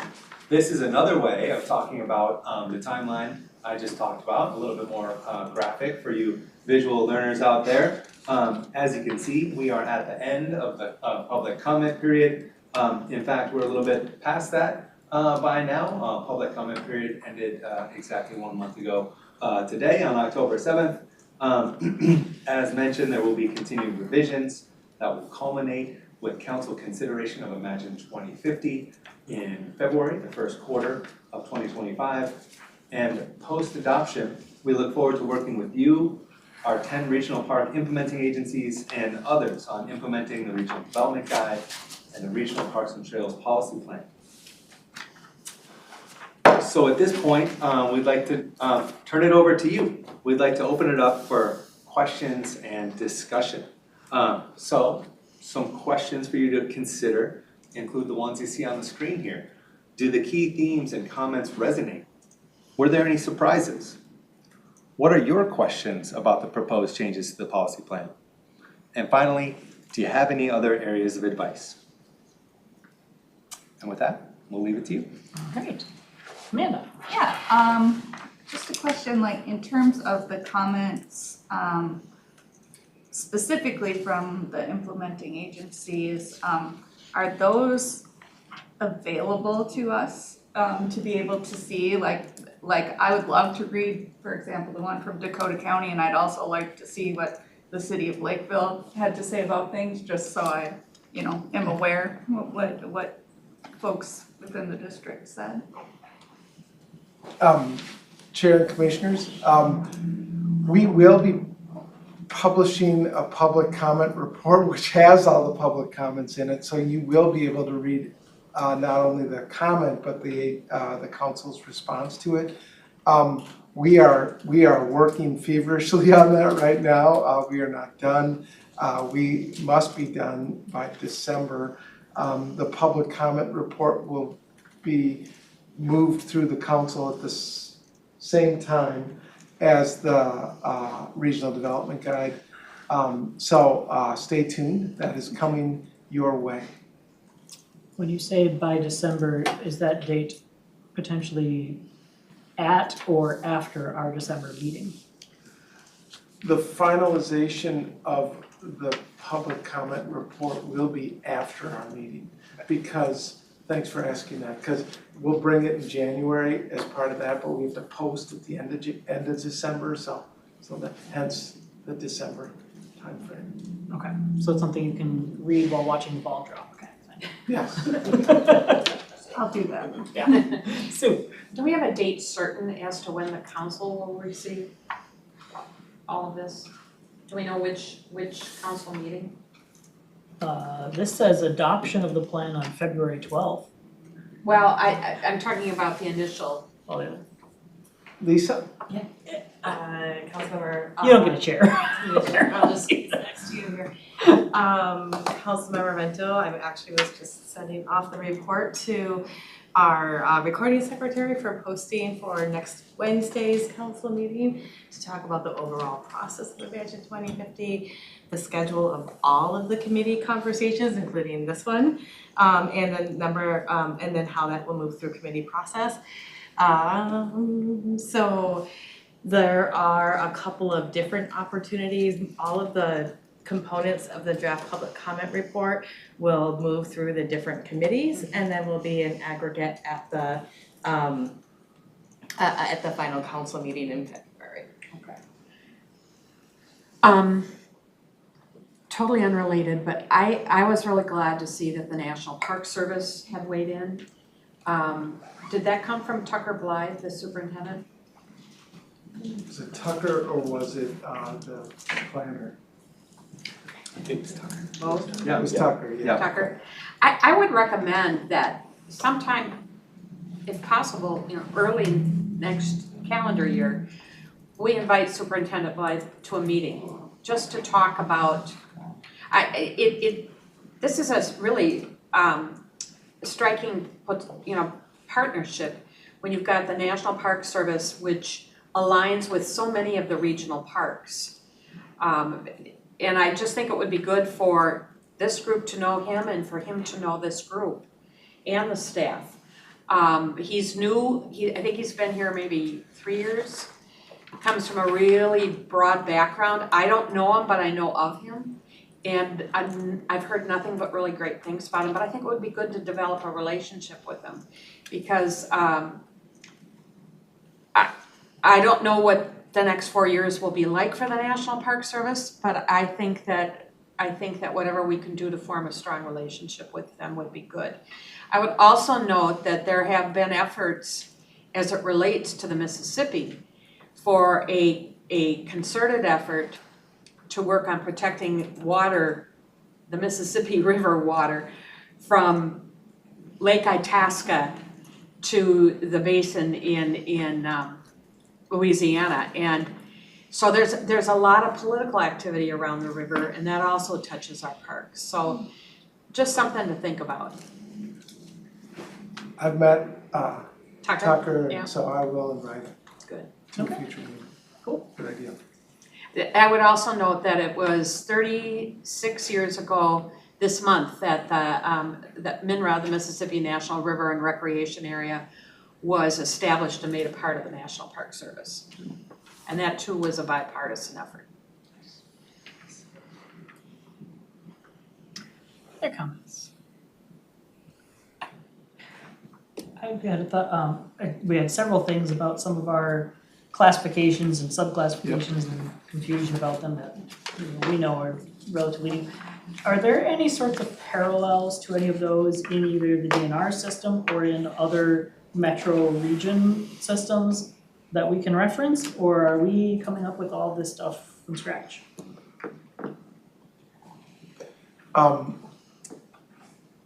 Chair and Commissioners, we are coming up with some things that have similarities to the state outdoor recreation system, but are unique. I think that the cultural classification is something that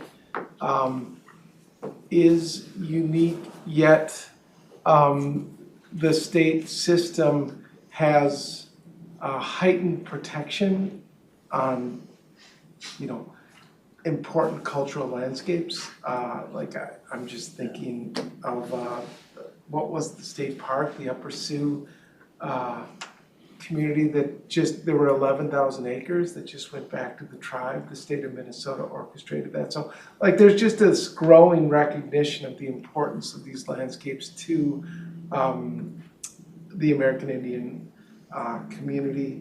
The natural resource corridor subclassification, I didn't get that. Natural system and open space subclassification or something like that. It's really catchy. But that's a really interesting idea that needs more time, needs more discussion. So that's why we really put that one in the work plan. There were some agencies that would be like, they really wanted to move it forward now with this plan. They were like, we're ready. And the thing that was kind of unique and challenging with it was the idea that it was a recreational corridor and I'll use the old language, conservation corridor, so a natural systems corridor. And that recreation may be part of it, may not be. And there was even an idea that public lands, that it be public lands and potentially even include private lands. So there are all these big ideas floating around, and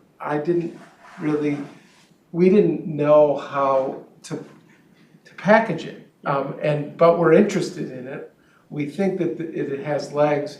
There's a lot of work in, other parts of the world that talk about green belts or other things where there's this concerted effort to protect and conserve land for natural systems purposes or for wildlife purposes.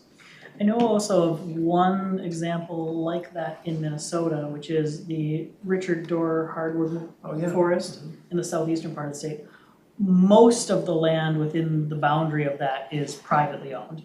And it's not being actively pursued for acquisition, but they do some sort of management of forest resources across the public-private boundary. I don't know a lot about it, but somebody at the DNR certainly does. So that could be one example to check in on. But yeah, there's a lot of these where it's like, we know they're not fully fleshed out and our agency partners agree. And it's like, is there anywhere else we can look to get some of that started? Bob. Question, will we get the actual documents before the January meeting itself? Can we have them a couple of weeks in advance to read over before we come in, if we're gonna be asked for approval? We've covered so much stuff. You guys have done a beautiful job of presentation. But as you say, it's hard for us to read all the stuff you've got on the screen.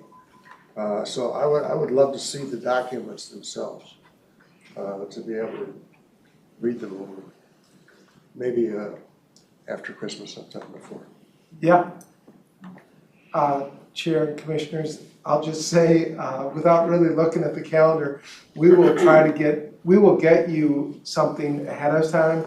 And if anyone wants a hard copy, Sandy and I have, whatever you do, FedExed them to individuals before, just to make sure that you have time with, because sometimes when you're reading a 100-page document, you don't want to read it online. So, Yeah. So if people want that, we I can probably think, accommodate. yeah. Okay. Amanda, I'm guessing you won't want it, but I'll read. And our January meeting is January 2nd? You're jumping ahead my agenda. But yeah, we could have, so our normal schedule would put us right on the 2nd. The question is, do we want to do that or do we want to adjust that? I was gonna throw that into reports as something to think about. Didn't we change that already a couple of weeks, months, I don't know, like for the week after? No, January we moved our 4th of July one. second? That was the last time we came up. That one we legally had to. This one we could have on the 2nd, just a question whether we want to. I don't know, who were the second? I don't. Did we really? Okay, I don't I'm remember pretty that at all. confident that we polled you about the January meeting. You might be And right. we decided to Yeah. move it to January And it 9th. wasn't an email, I think Sandy sent the email, and Yeah. it's in the, it moves to whatever is the Sandy other gets day. it done. And that date, of course, appears on this, this slide here, January 9th, 2025. All right. Well, apparently I forgot about that. Well, good, because that probably makes sense. Yeah. Yeah, that'll give us a little more time. That's good. Yeah, so we're pushing it out even further, Bob. Well, then Okay, so good. now I'm confused. When is the meeting? Ninth. No. The next Parks, or January Parks meeting. We'll get those on your calendars. Toot sweet.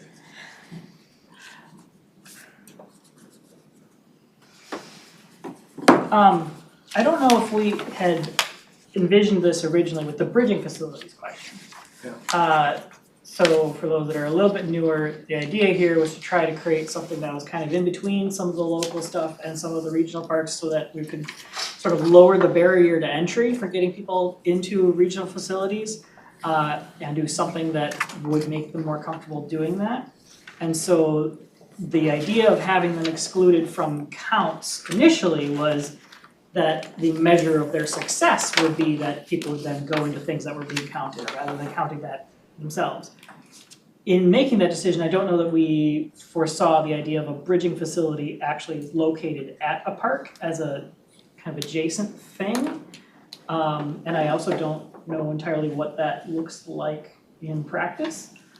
So I don't know if anyone had any additional thoughts on that idea of like splitting out differences between sort of mobile ones versus at a park versus maybe it's permanent but outside of a park.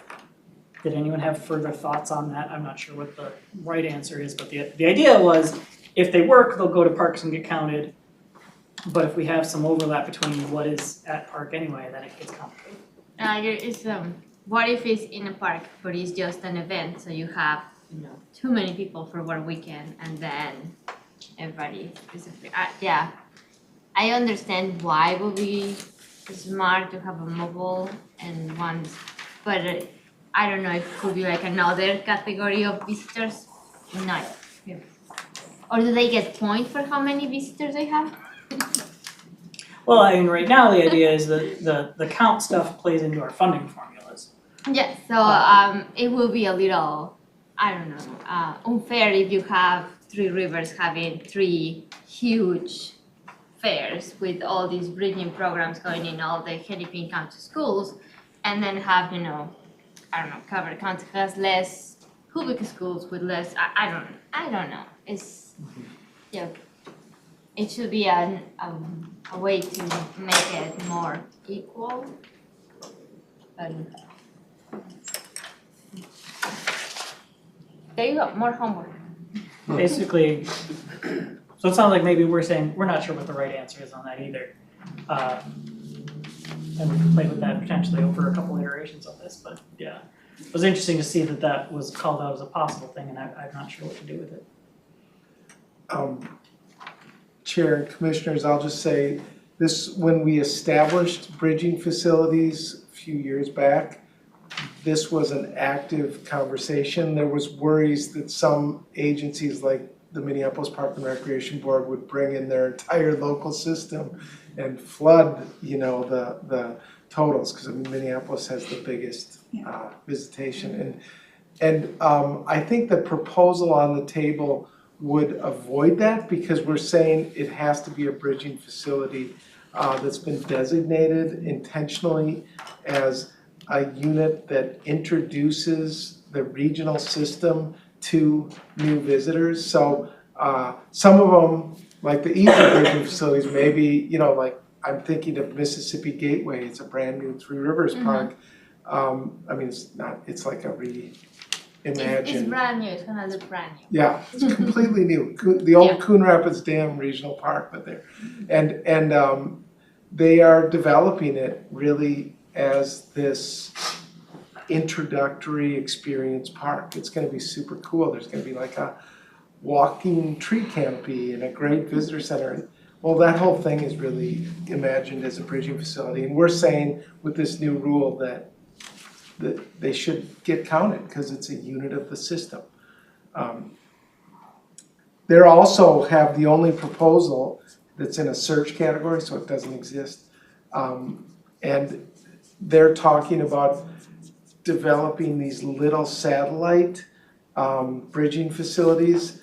You know, I'll just talk about one that I remember is Wood Lake Nature Center in Richfield. You know, it's this sweet little 200, 300 acre nature center that there's a discussion potentially of Three Rivers operating it instead of the city, or you know, in partnership with the city of Richfield. And Three Rivers is going through a planning process that I think that we brought a year or two ago, Parks 2 People or Park P2P. It was really cool, but it's sort of slowed down because of the complexity of it. So we'll see what happens with that, but stay tuned on that one. Yeah. I guess the bottom line there would be, I don't know that any of the details about that are super important from a overall like public policy perspective so much as at the agencies, and it's just tricky because we have so few of them so far, because it's a brand new thing, there's a couple other things in the mix. I just wanna make sure that whatever we're doing with that is something that all of the agencies feel reasonably comfortable with, not only the ones that are already ready to do something. So kind of get a little sense of, you know, are the other 9 of you kind of on board with the same idea of the vision for this, or is there disagreement that we have to address? We got express comments from a number of them that they would support county bridging facilities. And we will be meeting with them later this month to talk about it, so. Okay. I will also assume they have to have more expensive, right? Because they have to reach out instead of just work. The big expense is that program needs to have. Yeah. Okay. So the theme about funding, and I don't, maybe this plays a little bit into the one comment about the funding part becoming more kind of administrative rather than collaborative. I'm curious what the kind of different roles of groups involved maybe should be going forward when it comes to talking to the legislature about state level funding. So like I know the council has a lobbyist on staff, or possibly several, and some of the implementing agencies do and some of them don't. And there's some things that are done collaboratively between those, some that are done separately. There's, you know, the different actual, you know, public bodies of this group and the council itself. Like, should we be doing more together to the legislature talking about that? Or are people kind of happy with where they are? Like, we're talking about wanting to get more money. If that's something that we all agree would be nice, should we be doing something differently to try to accomplish that? And what would that look like in terms of just procedures and organization, and what is that? Amanda? I won't speak for the Met Council, but I suspect that a challenge you face is that anything that comes forth as a formal request from you has to go through the approval process with the governor. And so there's an extensive amount of vetting that goes into any of this. So I would say that probably the implementing agencies have a bit easier, you know, if their individual counties, cities, whatever, you know, make it a priority, they can do it, whereas, you know, you have to fit within all of state government and the various asks that are moving forward. Well, and then there's also the question of, even if it is in our ask, how are we asking for, like, you know, it's in a document, like, Yeah. does somebody go down and try to testify, and who is that person, and what kinds of things should they say? But, yeah. It would be nice if, like, we should, to whatever extent our bureaucracy allows, we should try to be all on the same page, so like, yeah, all of us kind of want the same thing, and it's this, and this is why, and how it would fit into our programs and things like that. Thanks, Chair and Commissioner.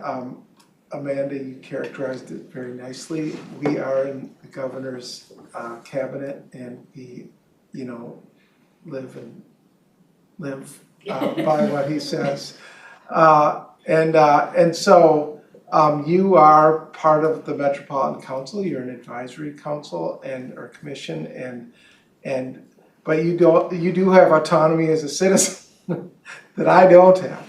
The park implementing agencies, you astutely commented that they don't live within that governor's cabinet, and so they do have autonomy, and they use it. So as a question, you know, we as individuals, we have a right to go and talk. If we as individuals sit down, you know, the 6 of us and sign the same document, does that count as an individual or that counts like we are in a forum? It sounds more like an official act. Yeah, but it's like, I'm not signing as a commissioner, I'm just giving my name. Yeah, you could do that, so you just might, like, include clarifying language of, this is Citizen. not coming from the body. Okay. It's, you know, it can even be members of the bodies. You could still mention that you're on MPOS, as long as you're saying this is not something that has, like, passed out of MPOS as an item, that kind of thing. Yeah, and we're technically public officials, based on our, you know, having to file with the campaign finance board, so like we yeah, I mean, we could do it, we probably shouldn't put it on Metropolitan Council letterhead, but. But yeah. But the other thing is, you know, besides, like, there's the general ask of, like, we know, for instance, O&M, just more money in that bucket would be nice. But there's also some possibilities in these comments of maybe there should be different kinds of buckets. And if there's anything like that, it would probably be helpful if we were all asking for the same kind of different thing rather than 11 different asks of, you know, what about this, what about this? You know, so I don't know if there's any sort of plan that's gonna come out for that sort of thing, but we got to be together.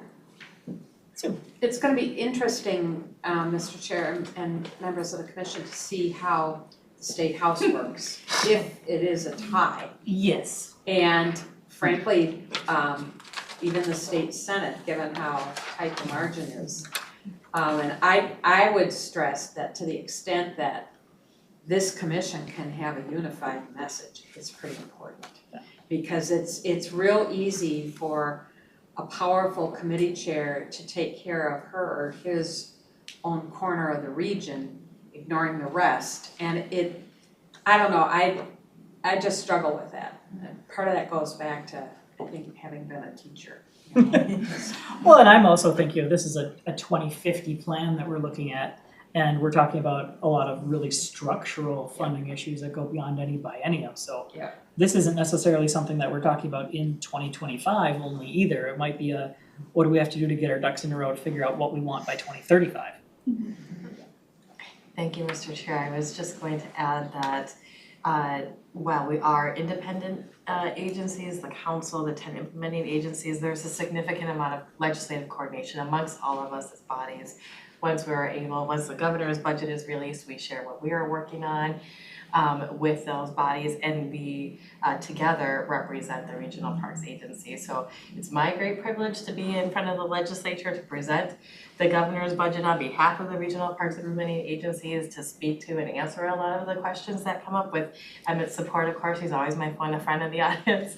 And the agencies regularly attend or have their lobbyists attend essentially all of those meetings, and we meet weekly on Monday mornings during legislative sessions to talk about legislative strategies and approaches and ensure that we are both all knowing what each other is doing and are coordinating on approaches to how we're talking about things, sharing data, all of those types of things. So there is quite a bit of coordination amongst agencies on that, and still respectful of them being autonomous bodies as well. Yeah. I guess I'd just say, you know, most of that happens kind of behind the curtain, and if there's anything else you want from us, let us know. Thank you. I know we are at 6:10, I'll acknowledge that. We can pick up any more of this that we want at December, so that's fine too. Is there anything else we want to talk about today? Great job, I like it. Yeah, great job. Alright. We'll scribble notes in here for things to mention before, thank you. We'll talk about it more in a bit. Yep. For now, we'll move on to our reports and try to get us out of here. One of them I was gonna mention, apparently is already taken care of, January 9th. Sorry. Another, obviously on Tuesday, the constitutional amendment renewal did pass for the Environmental Natural Resources Trust Fund, so we will still have that happening for our acquisition stuff. I was thinking I and probably somebody on staff have to go look at the legislation. I know there's one additional kind of bucket of money for some sort of equity-ish focused things. And I think those grants probably don't flow through this body, so it doesn't matter, but if they do, we might need some additional policy language to address how it works. So we might just have to check that to see if any of those come to us. I don't think they do. I don't think so. The other is, I know it feels like we just did this, but because of the short timeline from census reapportionment, we actually have some commission members who appointments are expiring in January and we have to do appointments again. Yeah, that's exactly what I figured you would feel about it, but yeah, the second half of them, the F, G, is it E through H? Technically expire in January, so we have to redo those. For those currently in those positions, certainly let staff know if you intend to reapply, and Please do. please do, because you're just barely starting to figure out how things work for those that are newer. And also, regardless of what those appointments ended up doing, you would actually serve until a replacement is available, not cut off at January and leave us without somebody. So there's that too. But I'll get some information out on that toot suite. yeah, Because that's coming right up. I did remember that, I just forgot it. Okay. that's all I have. Any other commissioners have reports? I was just gonna note, I'm sure everybody saw the press about it, because there's quite a bit that Dakota County had a big ribbon cutting and event for the Veterans Memorial Trail. Yeah. Oh. Nice. Okay. Okay. Nice. Yeah, I wanna address that Three Rivers Park is not here because they're having their town hall meeting tonight. And Mississippi Gateway is still in construction because the weather is still nice. Okay. Anything else? Anything from Sue? Staff? Everybody kind of took mine. We are meeting with the agencies later this month. I think we're going to Shars Bluff at Spring Lake Park Reserve and to kick off the legislative conversation. So there is a lot of coordination as I think Amanda and Lisa indicated. So stay tuned. This is the first year of the biennium, so we will be doing a lot this year. This is the big one, and then the next year's bonding. But there's discussion that there will be a bonding bill this year, maybe. I don't know. Nobody knows. The second thing I had is just like everybody is working full speed ahead on the public comment review. That's really consumed us, and it is going really well. And thank you for your patience, and thanks for your help today. Stay tuned, we'll be back. Mr. Chair? Yeah. You know, the one thing, and if you'd prefer to have this discussion at the December meeting, that's fine, but the CDC, the Community Development Committee, and the full council did not approve the fishing pier motion with the additional money. And I just wanted you all to know that. It's not that they don't support it, it's a budget issue and it's the timing. We try. Yeah. Yeah, and everybody is very excited about this project, but it's timing and it's the way it worked out. we don't We'll have try again. discretionary pots of cash to just dip into. So when that eventually comes back to us for actually awarding those, it will be the original amount. The original. But we don't have to do anything else about it right now. We can still do the Wheel of Fortune. Yeah, you better believe it. I wanted to just say, like, that is the difference between one-time money, or this is one-time money, and programmatic money, because we can plan for programmatic money. Like, that's one of the biggest obstacles of, is just having the commitment so that we can line stuff up and. And the one good thing is that this will demonstrate to the legislature that there is an interest in it. And hopefully they'll come up with, you know, a commitment to not just fishing piers, but other kinds of ongoing projects that the limited resources the regional parks and parks statewide get just isn't enough, so. It's also nice that it's a kind of thing that is relatively quick to build and implement. So the public will actually see those pop up and be open to use relatively soon, and then can go back to their legislature and be like, oh, hey, I saw this new thing. Which is a little different than some of the stuff that's like, okay, so we acquired a bit of trail and we have another 14 bits of trail and it'll be ready in 2060, right? So this gives them a nice feedback loop of, oh, okay, so we do want to do that. So, all right, anything else? All right, well, thank you for sticking around a little extra, and we'll see you again for more of this in December. Take a piece of cake every